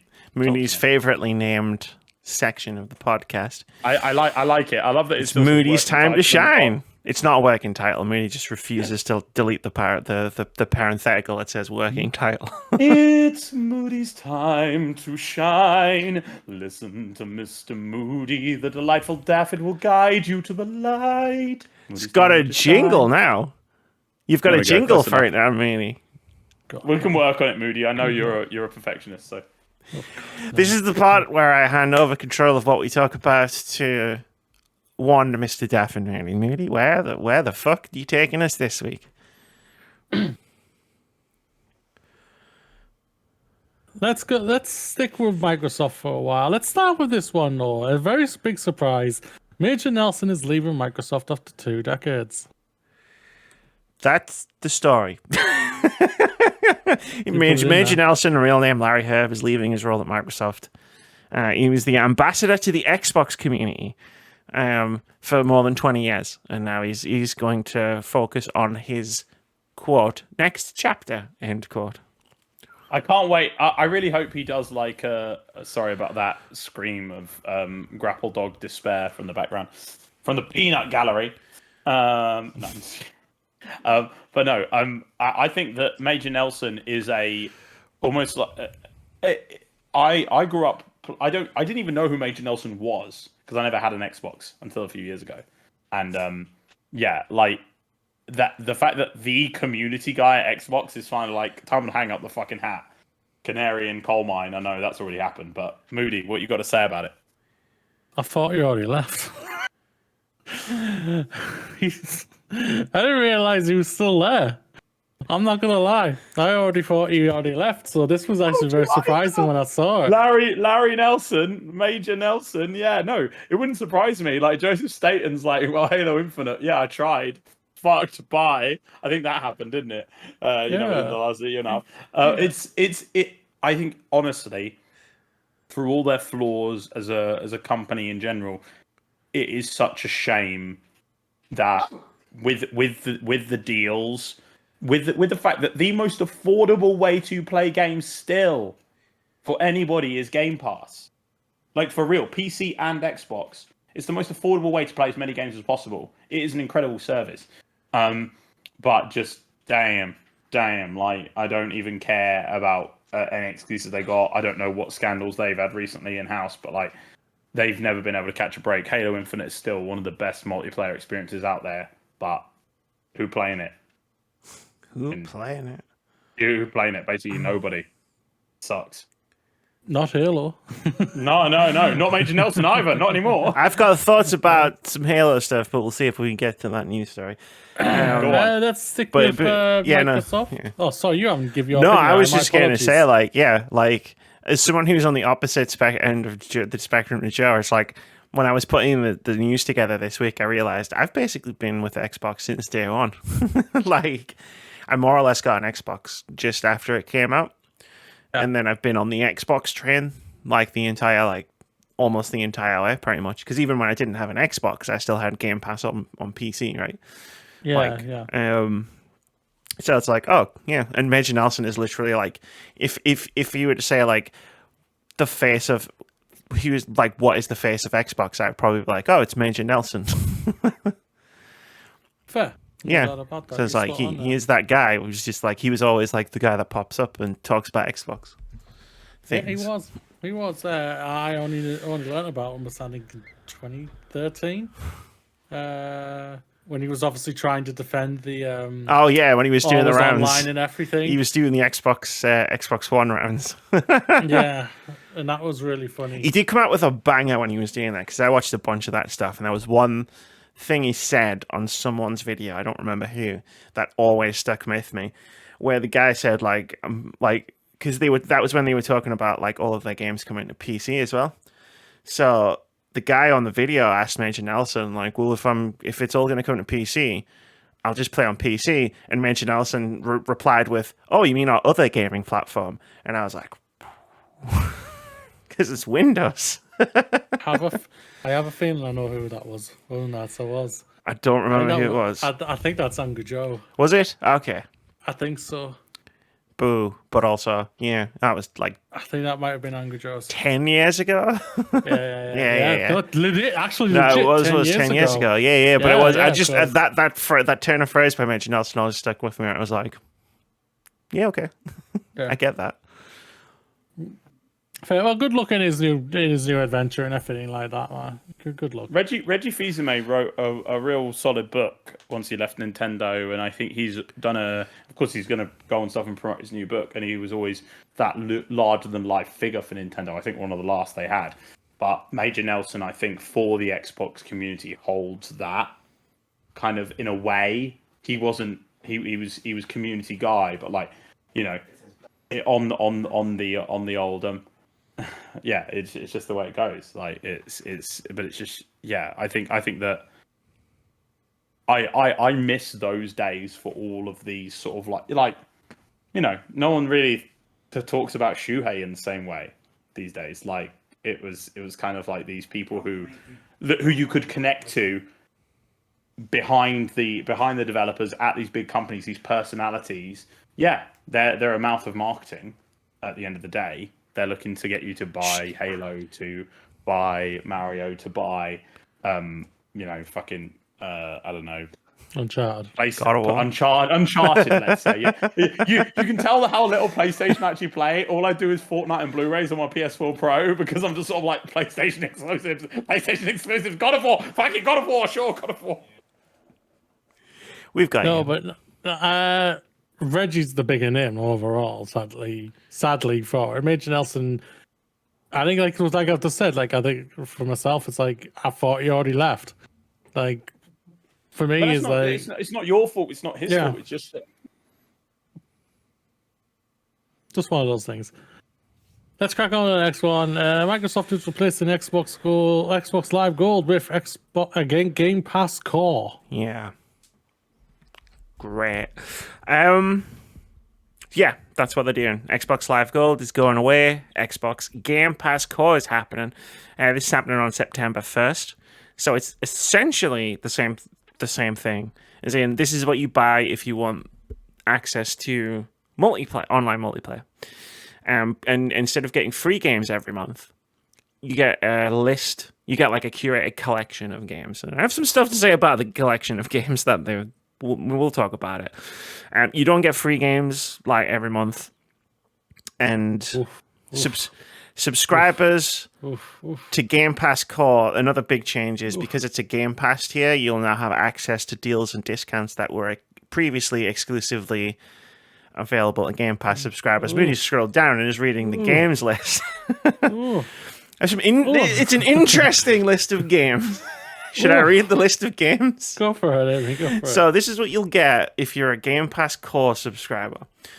Among Us, Descenders, Dishonored 2, Doom Eternal, Fable Anniversary, Fallout 4, Fallout 76, Forza Horizon 4, Gears 5, Grounded, Halo 5, Halo Wars 2, Hellblade Senua's Sacrifice, Human Fall Flat, Inside, Ori and the Will of the Wisps, Psychonauts 2, State of Decay 2, and The Elder Scrolls Online Tamriel Unlimited.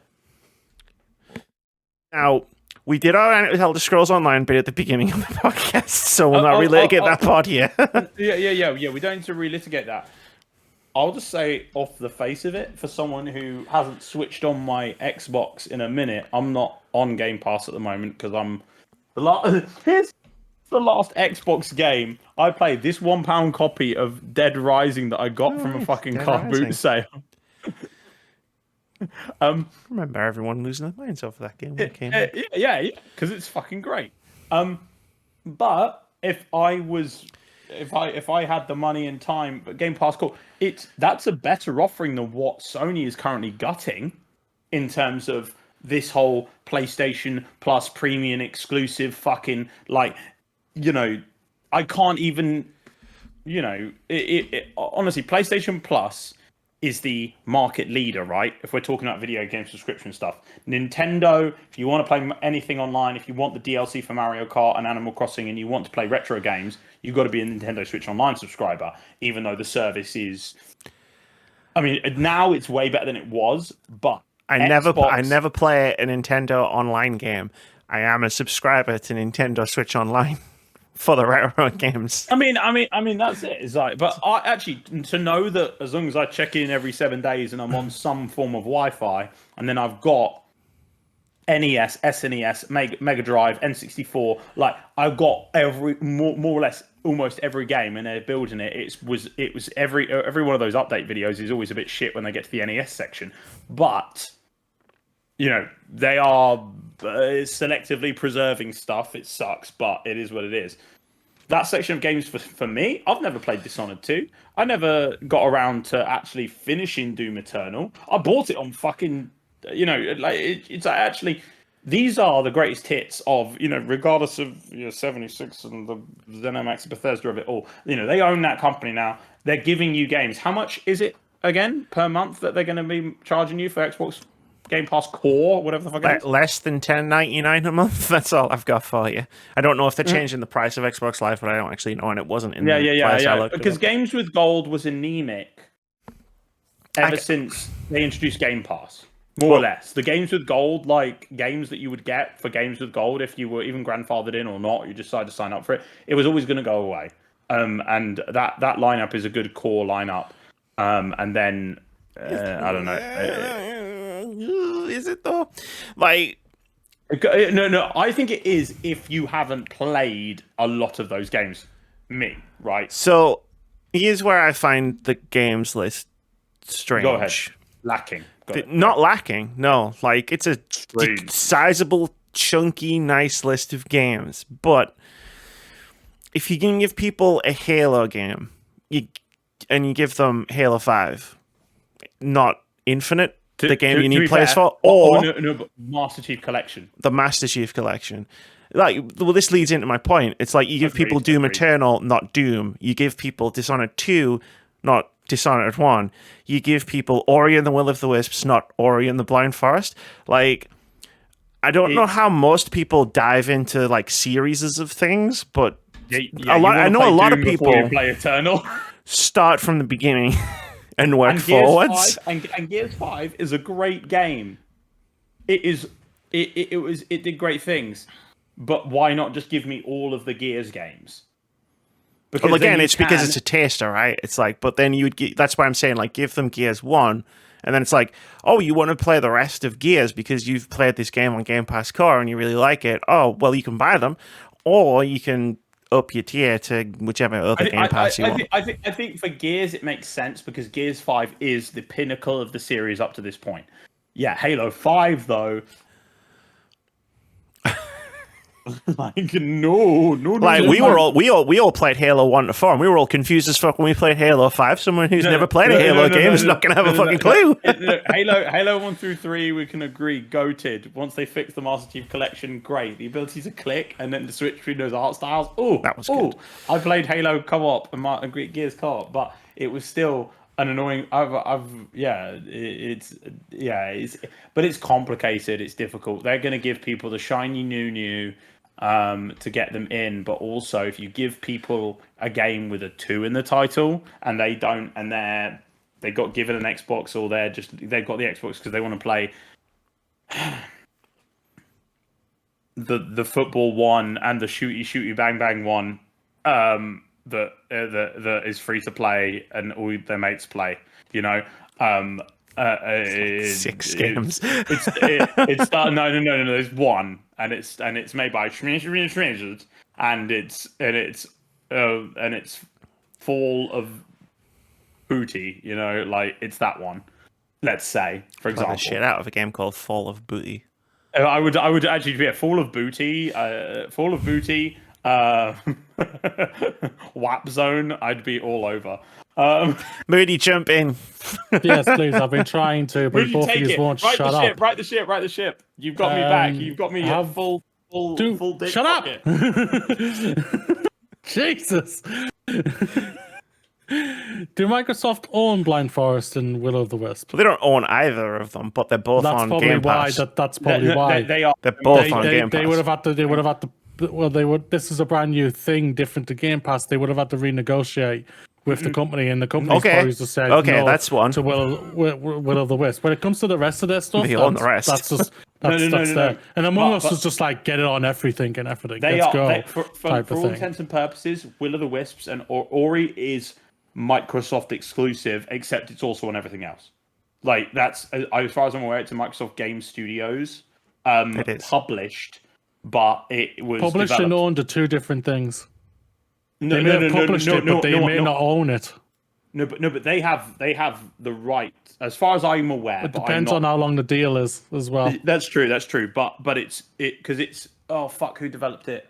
And because it's also a new, different platform, basically a brand new platform. It's complicated. These things are complicated for sure. They would have had to renegotiate. That's a guarantee on that. Mm-hmm. Yeah, for that. For the rest of the stuff, yeah, that's just. It's for me. I think it's like they should have just combined this with all of Game Pass already. Just said this is Game Pass. We're taking away the gold games. You get Game Pass and you get to play multiplayer games. There, done and dusted. Nothing more, nothing else. Stop with the Ultimate and Core Game Pass. Yeah, and just transfer. It's £15 a month. Game Pass. Yeah, and transfer all the gold members right now that you still have, who are active, over to switch them over. Yes, the tech guardian, it's more complicated than I make it sound like, but it's a lot more simpler than I freaking make it sound. No, simpler than this. Sound like, yeah. Game Pass Core has online multiplayer. Game Pass does not have online multiplayer access. Game Pass Ultimate does have online multiplayer access. That was always part of the deal with upgrading from Game Pass They've done the same thing as PlayStation. Yeah. They've done the same thing as PlayStation. They've taken a proposition that was very simple. If you buy Game Pass for PC, you get your PC games. If you buy Game Pass Standard, you get it on Xbox. If you buy Game Pass Ultimate, you combine the two, but also get online multiplayer. That's pretty simple. They've decided to make it more confusing. They've took a PlayStation. They've done a PlayStation. No, they have. At least what I can say for Nintendo is there's two levels. Nintendo Switch Online and then the expansion pass.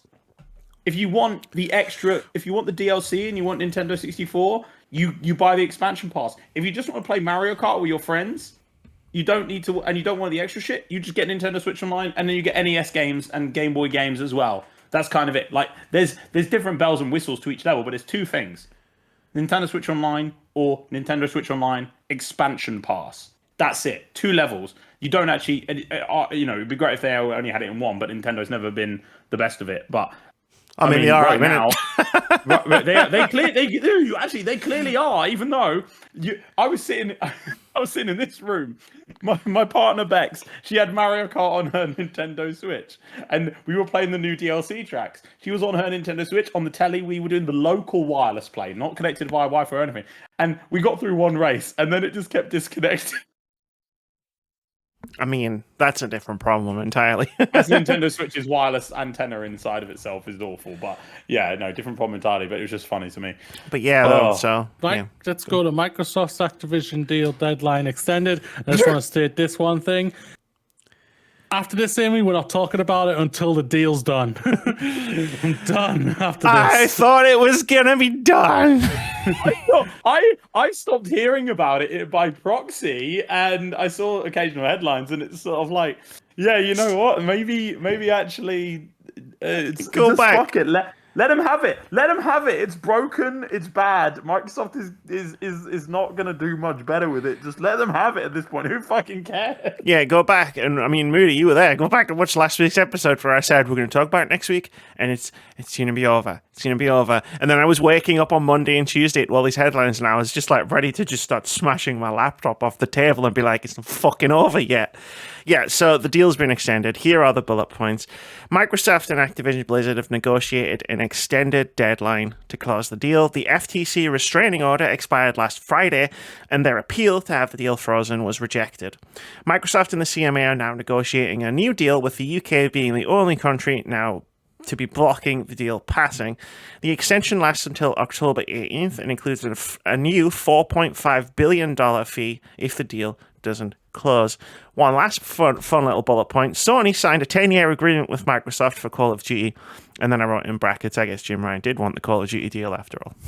Of course he did.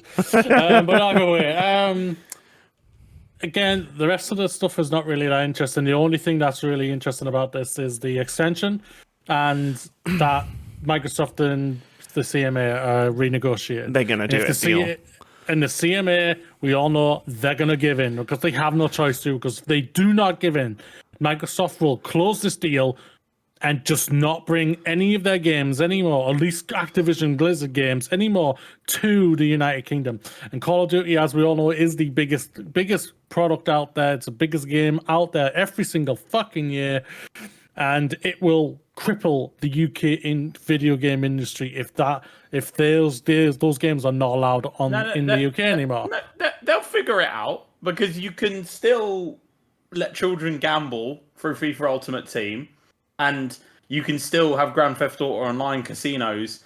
And don't worry, it will get figured out on our side of the pond. They have to. Yeah. They have no choice to. That's the thing about. They have no choice to. I have a distinct feeling that Call of Duty is going to be playable. It'll be fine. Yeah, because the CMA look like absolute twats now. Oh my god! That's the thing about it. The CMA was expecting Europe to say no as well, and Europe just went, you guys left us, so fuck you. It is wild how people are like, no politics in my games, and then all this shit is happening and keeps happening and has been happening for literal years, it feels like now, since this deal was initially suggested / brokered, rumored, whatever the fuck you want to call. It was announced 2 years ago. Microsoft Dirty Laundry has been aired for all to see, and the only receipts we ain't getting is Activision Blizzard, because they're like, please buy us. We're trying here, like, good. Yeah, well, good. It wasn't 2 years. It was last year, wasn't it? It was January 2021 or 2. Yeah. Yeah. So we were right in the middle of recording all that Game of the Years and Fantasy Critics, and we were like, it's fine. Nothing ever happens. Nothing ever happens in January. It's fine. I remember because I was on that fucking. That was the year I was literally. Like, Joe, help! Fantasy Critic. Yeah, sure. I got this. That was not a good episode for me. Moody. I think after that was recorded, or during, or before, or after, Moody was like, "Are you okay?" And I'm like, yeah, I'm fine. No, I wasn't back then, but now we're doing much better. So But yeah, no, it's been extended. Sure, the thing is, you still didn't finish last. I mean, I was because Breath of the Wild 2, the Legend of Zelda sequel, Tears of the Kingdom got delayed, and I still didn't finish last. I didn't do shit with that OpenCritic. I didn't even care. I had a lot of other B to deal with. It was no harm, no foul. That was so much fun, like doing that go with you guys, and then I was just sort of like, I'm sorry, unfortunately, I can't manage this. I can't deal with it, and it's not on anyone Neither can half the people we play with, by the looks of it. Yeah. But most of us are now full up with games now, so yeah, so good. It's really funny. Yeah, we'll talk. Yeah. Unless like court documents are revealed that shows Jim Ryan really did throw a birthday party for his dogs or some crazy shit like that. Yeah, the next time we talk about this deal will be it closed finally.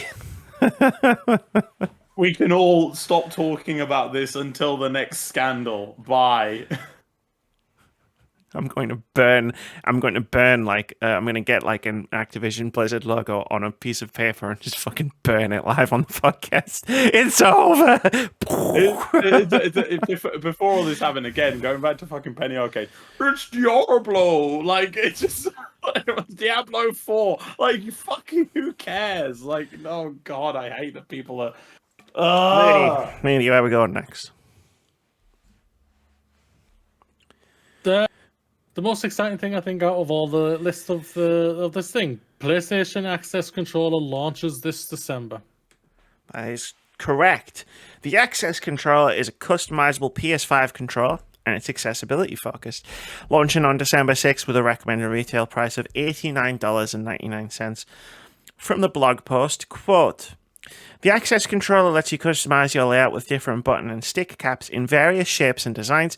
Operate the controller from any 360-degree orientation and connect third-party accessibility accessories using its 4 industry-standard 3.5mm expansion ports.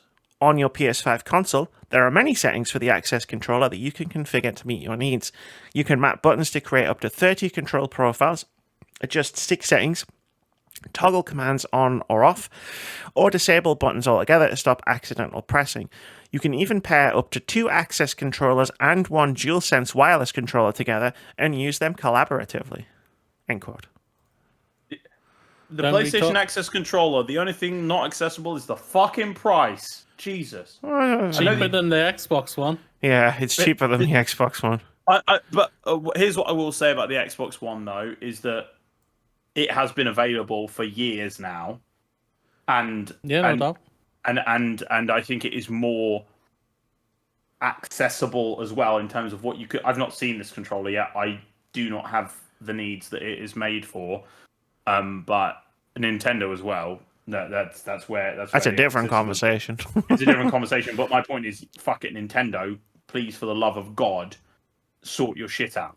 Like 100%. Like I am again fortunate. I am. When it comes to video game controllers and accessibility, I'm neurotypical, and physical typical, whatever you want to call it. Like I'm capable and able but it's to hear that price point this year.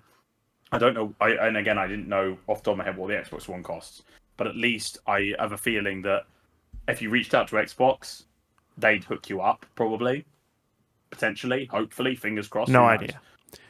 Never tried. But because again, we do not have that need, right? I don't know. I can't speak for all of us, but I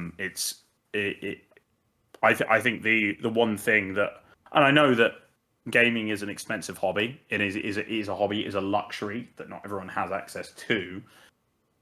But when I hear $89.99 for a controller, and that is meant to make things more accessible, it's like, no, actually, you can eat this cost. Your Sony PlayStation. I don't know what the numbers are on R&D and all this stuff, but it's like, Moody. And then I got Moody talk about it, because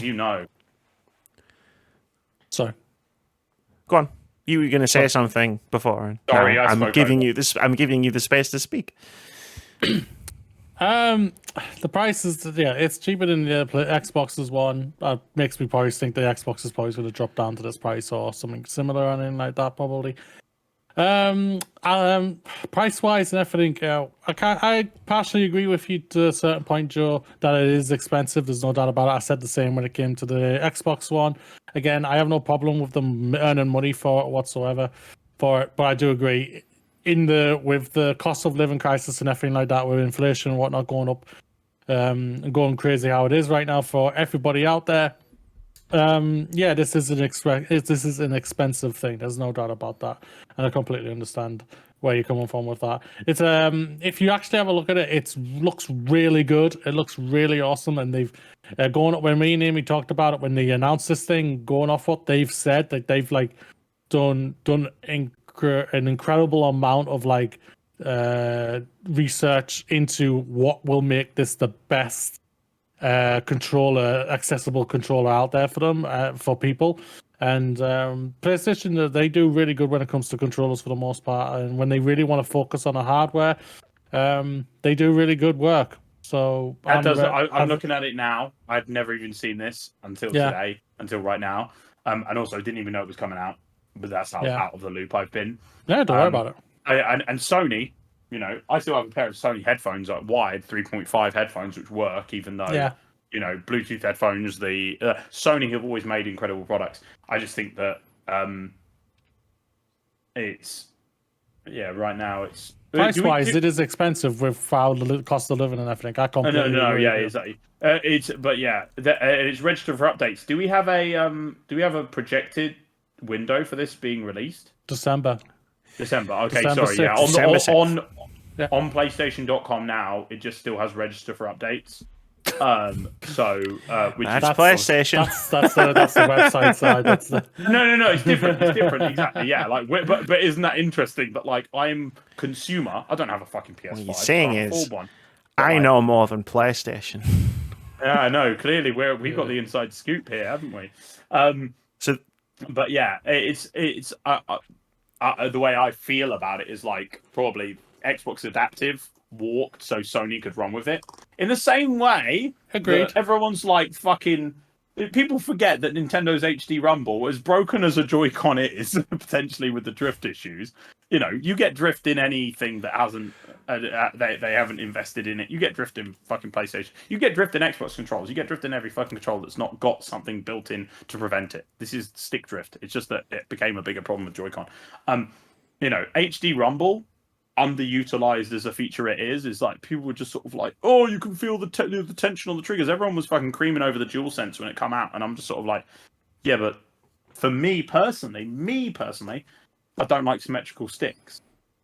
Like, you know, it doesn't actually make a difference to me personally. Like, I've never liked playing with symmetrical sticks. I'm an asymmetrical stick person, and so therefore immediately, even if you take price points out of the question, you know, I play with a cheap second-hand, like Amazon knockoff PlayStation 4 controller. That every time I use it, it's like the PlayStation 4 is like, this is not a real controller.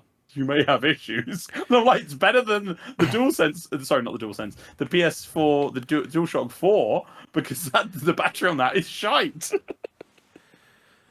Sorry. I'm going to refrain from making any jokes about cheap controls as submarines. This is awesome. The accessibility controller is really cool. It looks so good. It looks incredible. It looks like everything. And also for different it's not just for those who need it. If you have specific games you like to play, you know, like if you need, it's basically like you pay for this, you can make it a fight pad if you want to.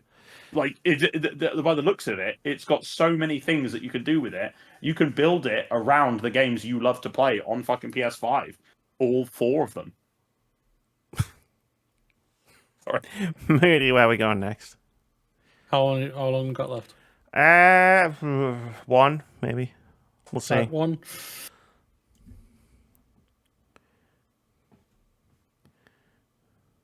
Bungie. You want me to jump off a bridge? Bungie is abandoning the Destiny subreddit due to abuse. I've got some notes here that say Destiny 2 fans have recently been disappointed by a lack of communication from Bungie community managers. A developer replied to one post asking for a return to direct communication from Bungie CMs, confirming that there are no plans for CMs to return to the r/Destiny subreddit due to multiple instances of harassment and abuse directed at devs speaking to the player base. A few days ago, one person was ordered by a court to pay Bungie almost $500,000 after harassment escalated to the point that the worker required around-the-clock security at his home to keep him and his family safe. The harassment started after the worker, who has not been named, promoted the work of a black artist in the Destiny community. This included racial abuse, including one message which told the worker to, quote, convince Bungie to create options in its game in which only persons of color would be killed, end quote, and sending a pizza to the worker's home to frighten them. So yeah, you know what? Fuck that, fuck that, right? Like, you know, take a community manager. Like, if I was like running a fucking video game company, I would be totally fine with not sending my community managers into a situation where they could possibly be harassed to that level. You hear nothing but shit about subreddits all the fucking time. And people will say, oh, it's a great way to communicate with friends and all like that. I was thinking, no. Just no. Just no. Just put out a blog post and fucking ignore them. Half the time for me, it's just like, Jesus, we have fucking disgusting things like this. Seriously, this person, like, anybody sending anyone any abuse in whatsoever, you should be ashamed of yourself. Like, I get that, like, communication, especially with a game like Destiny, which is an ongoing game, like communication between the players and the studio is like, it's a good thing, right? Like a cool and open two-way communication is a good thing for both the fan base and the game itself. But if you're sending, if like from the developer side, it's, hey, we're going to talk about this game like that you all love, let's have a conversation about it, and then that opens them up to getting, you know, harassment back that's so bad that someone needed around-the-clock security. It's like, I'm not going to talk to you like anymore. I'm sorry. I'm going to do what Moody just said and put a blog post out and then just be like, cool, I'm out. Yeah. Like, because fuck that, right? It's insane. It's absolutely out of this world. Like, that situation happened. And fair play to Bungie for just saying, like, no, we're not going to do it. Sorry. Like, I get that the majority of the Destiny 2 community is probably pretty chill. But, like in this instance, it is a case of, like, it's not worth it. That's where I stand. Or sit. I'm sitting, so, you know, that's where I sit. But if I was standing, that's where I would stand. Excuse me. One second. I'm going like a tickle at the back of my throat. Well, Joe's gone, so just crack on back. Yeah. Just crack on now to the next thing. Well, we could squeeze in another one if you've got a really, really quick one. Or we can go on to what's happening next week. Go on to what happened next week. What's happening next week? It's near the bottom. More Pokemon streams. I don't think I'm going to finish Pokemon this Friday, so I'll still be Pokemoning next Friday. That's the first thing. I beat my first ever gym lead already. Oh, fucking yeah, you're not going to win to complete the game this Friday. I did another boss fight as well, like big Pokemon. I two-shot it. It was like this big setup where it was like, here's a big Pokemon, rah, and I was like, ooh, shit, that's a big boy. And then I did one attack, bam, and I did like 2/3 of its health bar, and I was like, oh, okay. Yeah, it's a really weird, like, Violet and Scarlet do a lot of things right. If the performance was good, then the game would be... It's a fun game. Yeah, that's the thing about it. That's the annoying thing. I've streamed it twice, and I'm having fun, and I'll stream it more and have more fun, I guess. And that's good. Like, I don't know, like, there's the 3 routes, and I'm just like, do I want to do all of this? Because I'm already at a point where I'm just like, I need to stop just stopping to catch every single Pokemon I find. That's why I'm not getting through this game very quickly, because I'm just like, ooh, a new one. Oh, another new one. And then it's like 2 hours later and I'm like, what was I doing again? What game was that, sorry? Pokemon. Scarlet and Violet? Violet. I haven't figured out how to Scarlet. play two Pokemons at once. I guess that'll be my next challenge. I know, good lord, honestly. There's that little part of me that still wants to play this game, because I loved Shield, and Shield was not the best Pokemon game. Honestly, really, really loved Pokemon Shield. And then I bought Legends Arceus, and then before that, new Pokemon Snap, and I was like, they're making games that aren't right. They're not finished when they come out. And it's I think honestly, if you were like within the next 2 years we're getting Pokemon Ultra Scarlet, Ultra Violet, or the next generational level of it, we know this probably, but it's like if you gave them 2025 will be the new generation. Yep, but it's I might have finished Violet by then. if they've got enough money in the fucking vault, if you were like, hey, here's the deal. We are doing this. 2030 is when you get the next mainline Pokemon game. And they took some of the fuckers who made Breath of the Wild and Tears of the Kingdom and put them on that team. You've got the ultimate Pokemon game. You've got the best Pokemon game ever made for this next It's not generation. that though. It's literally it's the console. That's it. It's nothing more. Okay. It's the console. Okay. I understand that argument, but then I play Tears of the Kingdom. And I don't think that. I think it's a 3 year development cycle that is handicapping Game Freak, but that's maybe a discussion for another time. Don't disagree with what you're saying there, but Breath of the Wild, Tears of the Kingdom was ready last year. They delayed it because it needed bugging like crazy. It needed polishing. That's what Violet needed as well. Violet needed another year. I do not disagree with that whatsoever, but it's also the handicaps of the console itself. The entire industry is begging Nintendo to release a more powerful console. The entire industry is. I can guarantee you that I'm now. Aware. So it's I'm aware. I'm a Nintendo that's fan. The thing about it.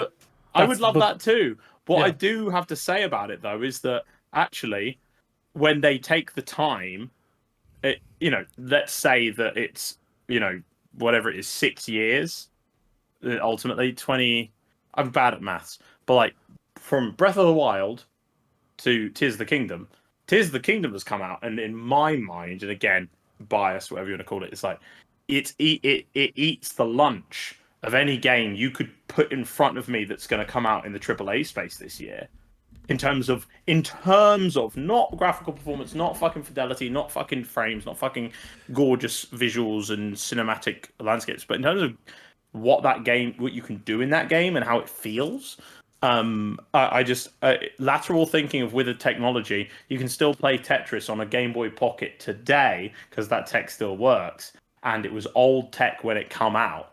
And I understand why the industry is begging Nintendo, but Nintendo, that's the reason why when the Wii came out, it was old. It wasn't even HD, and everyone was like, "Oh, what?" And then, oh wait, it's the most successful console from that generation still, because it appealed to people on a core, not like hardcore, but it's just like on a level of like Wii Sports. And it's when they tried to do a 0.5 with the Wii U, but then Nintendo Switch comes out, and all of us, and it's only now that we're getting your Steam Decks and a half step from fucking Sony to be like, you can play your games on the go. No, not. It only works on Wi-Fi. That's the fucking Wii U. That was a joke, Anyways, I went on a Nintendo tangent. Nintendo. Fridays at 6 p.m. Pokemon streams. Nate, what else is happening next week? We'll probably be reviewing Viewfinder next week. Hopefully, yeah, we'll see. I don't think it's. I've heard that it's not too long. I've heard that it's a perfect moody-sized game. Did you say Viewfinder? Yes, Viewfinder. What is Viewfinder? Tell me more about it. I do not know. It's a puzzle game that neither of us have played yet. But I've played the demo, but we'll probably be playing it and reviewing it next week. And and we've got a game release, sort of. One-fifth of a game. The Expanse, the Telltale series episode 1 drops on Thursday. PlayStation, Xbox, and PC. That's what's happening next week. I wonder if Mooney's going to experience a shorter week next week. Like, coming into a podcast saying, yeah, this week didn't feel that long. Should we move on, Mooney? Oh, sorry. Next week, I finish work next week, and then I'm off. So I fucking hope it goes fast. That'll be the longest one ever. Shut up. Just no. Celebrate, not necessarily next week, but the following week, because then it's just like summertime. It's fine. Okay. I don't know. The next gig is. You've got your next. Is it work finishing for a period? You're on holiday, or is it? No, I'm just off. My birthday's coming up, and I don't work on birthday. Fuck yeah! How am I going to remember when your birthday is, Moody? They moved the release date of Stray Gods. I'm going to get so confused. You really are. The thing is, you're not lying there. You're not lying. I know you are. Moody, I'm not lying, no. Do you mind my asking? Because I do not know the date of your birth. What is your... You don't have to give me any I will tell you off stream. Good lad. Smart. You told me like 16,000 times. Like every time we saw Stray Gods at like E3, it was like that's the such and such before my birthday. And I went, oh cool, I'll definitely be able to remember when your birthday is. And they fucking delayed the damn thing. Smartly though, they delayed it. I'm not telling anyone what I'm googling right now. Let's play some. Would you play some OpenCritic Head-To-Head for a treat, Moods? Yeah, go for it. Sure. Do it. This is the game we play every week where we try to guess the OpenCritic average of upcoming games. Whoever guesses closest to the score on OpenCritic at the time of recording gets a point. If you manage to guess the score correctly, you get 2 points. Last week, I wasn't at the races this week. The second I opened OpenCritic, I was like, I was nowhere near. But last week we tried to guess the OpenCritic average of 2 games. The first game was Pikmin 4. I guessed it would get an 82. Moody guessed it would get an 86. Time of recording, Pikmin 4 has an 87, which means Moody gets a point. The second game we tried to guess the OpenCritic average for was Viewfinder. I guessed it would get a 91. Moody guessed it would get a 90 at the time of recording. It has an 82. Add a point for Exoprimal, please. Oh, did I delete Exoprimal? You have. Shit. Oh, yeah. But, no, you definitely, it started out being a point for Moody, and then it just continued to be even more of a point for Moody every single day. It almost been 2 points for me, the bastard game. It was like Viewfinder. Like, the score started, and it was kind of close to like potentially like I was like maybe if it goes up maybe it'll get towards like where I am, and it just kept going down and down and down. I was like, fuck, goddamn. Viewfinder was where I would have picked, but you just made it so easy for myself. Sure. Last week I had to scroll through OpenCritic when the Viewfinder reviews came out, and literally like I don't usually like to like laugh at these things unless I'm making a video about Bloodborne apparently, but there was literally like I was scrolling through the review like paragraphs that they put on OpenCritic, and literally one of the paragraphs says Viewfinder is one of the one of the sentences in the paragraph from I can't remember which website. Viewfinder, one of the most impressive games of the last 10 years, 8.5 out of 10, and I was like, what the fuck? You just not like any of the games that came out in the last decade? Clearly not. I'm so impressed. 8. That would have been like me ending my review with Dave the Diver, one of the most impressive games I've ever played. 4 stars. I'm not that much of a hard ass. No. Yeah, I think it's just Dave the Diver. It will change your life if you're into sushi and or diving. And neither of those things. Exactly. Yeah. I'm gonna give it a 2.2 out of 5. Just make a really specific review scale. I'm gonna give it a 2.37 out of 6.9. But this week we're gonna guess the OpenCritic average, just random numbers. The OpenCritic average of 3 games. We're doing 1 game 2. early. 2? Oh, what happened? One of the games has reviews out. For fuck's sake! I only wrote this. Just put that. Wait, which game? Remnant 2. I only fucking. Okay, that's good. You know why I can't tell you them I don't even need to look at it. I don't even. I found the only connection I have to Remnant 2.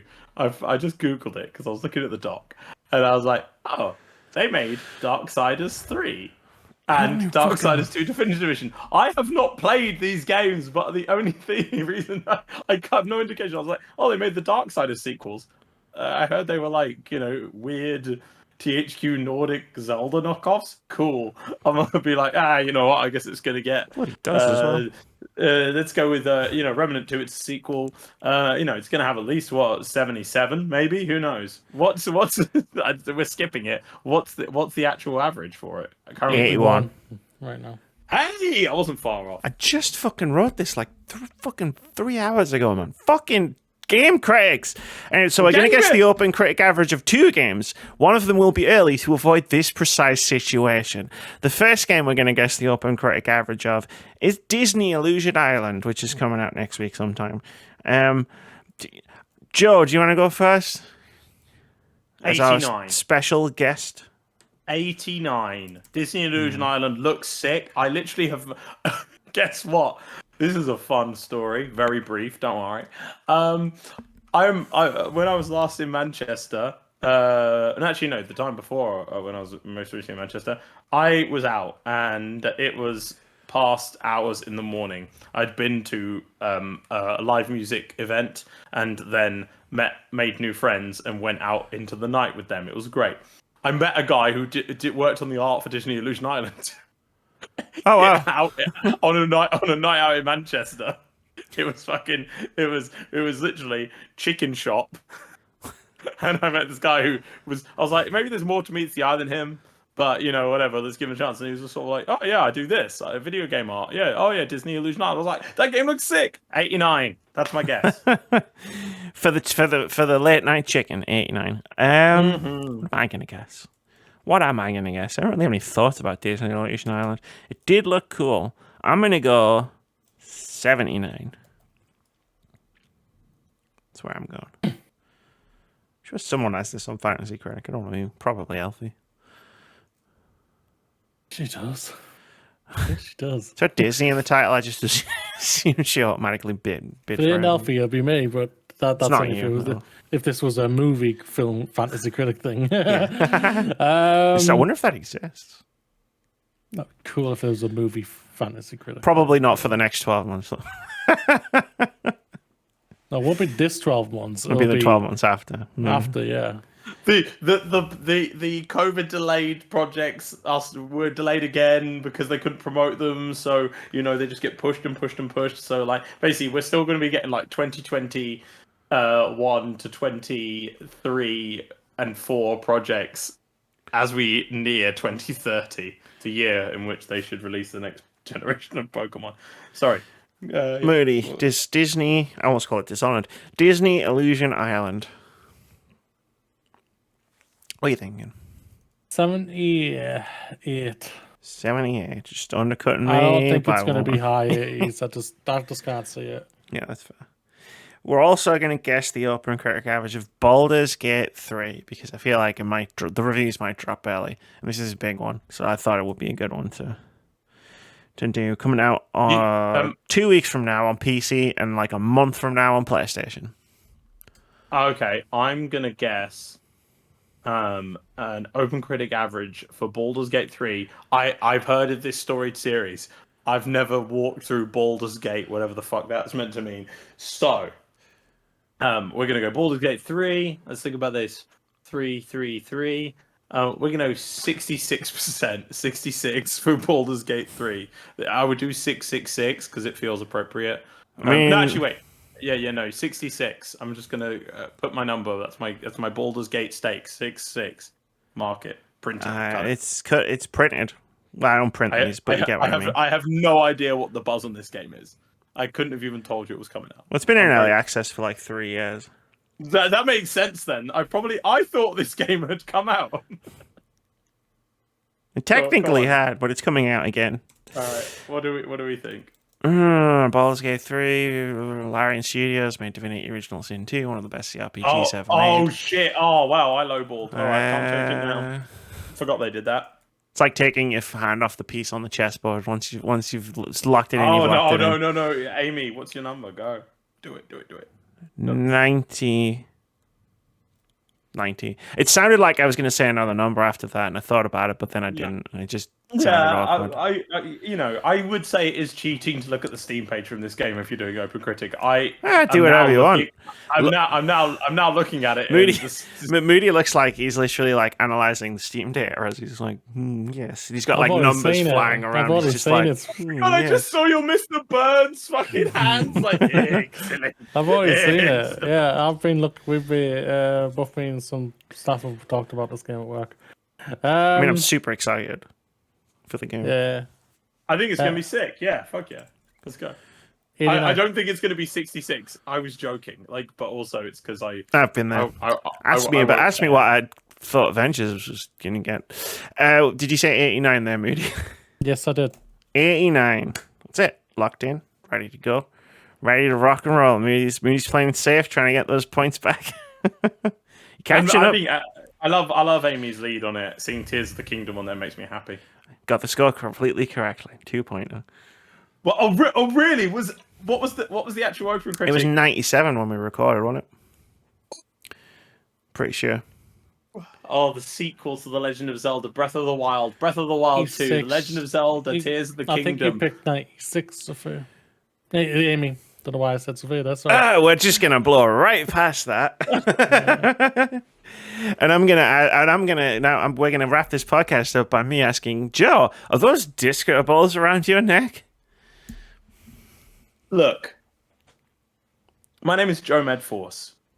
My real name is Joe Medforce. Some people may even know me from back then. Maybe not if you listen to this show, but basically, over the past 2 to 3 years, I was a video game content creator, Twitch streamer, podcaster with friends made in the pandemic. We all went through this shit. It was not good, and I'm not looking to dwell on it.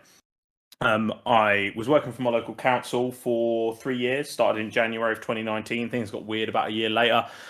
Quit that August last year, then moved on to being a play and music teacher for a company called Jimboree. They maybe signed an NDA when I started working for them. 2 months notice to quit. And then actually I realized as much as I love singing and helping early kids learn how to crawl and walk and stuff like that and interacting with the parents, the people who managed it were clowns. Their mascot, Jimbo the clown, goes up and down. Not the one. I quit my day job. I was earning £11 an hour to do that, help bring smiles to faces of families and their kids. I was being paid £11 an hour. I started at £10 an hour, and I was like, actually, and then on a Sunday night, all of a sudden, I didn't want to get up for work on Monday morning. And it wasn't all of a sudden; it's the way it always was for me. I'm a traveling showman, and 2 weeks after I quit my day job this year, February 2023, I had the idea that I've always had it in me, but never had the ability or, to be honest, it's a leap of faith if you quit a day job with no safety net. And ever since then, March 6, 2023, I've been working on something. This is what it is. Blood disco. Dance to your death. A monster murders to find his voice and descend into the blood disco below. It's my first independent feature film. It is a horror musical about mental health. That's a mental health horror musical. It's Rocky Horror meets Robbie Williams, and say hello to the bastard monster son that is within them. And if you like it, you can go to ko-fi.com/blood disco to support it financially, because I did quit my job to do this. But the main thing is that this is a Words About Games podcast. I came on here because Amy and Daffod have always seen me and understood me and been there with me from my, chaotic. I was still on antidepressants, even though they weren't the right medications for me, and going through some of the worst years of my life. Jeff Bezos' Dick Rocket debut here. And now I just and I was chatting in the DMs to Daffod about the fact that basically I've got ADHD too. I just I'm on the journey now to fully discover that officially via medical professionals. Thank you NHS for still being here despite everything. But I'm doing this because I've wanted to do it all my life, and on, and if you want to play games with me and ask me questions about it, I'll be doing my last Twitch stream on Friday, July 28th. We'll probably, maybe go by the time Words About Games goes live, I'll probably be live playing Fortnite, the first game I ever streamed, playing Fall Guys, one of the most fun things. We want to make a custom level. It's all going to be Blood Disco themed. And it's the opposite of Slime Climb. You've got to just go down to the bottom, and then there's going to be a disco dance floor, and there's a finish line, and you can choose to just jump into the finish line, or you can dance and hang out on the disco dance floor, and we keep the dance going, see as long as it's possible.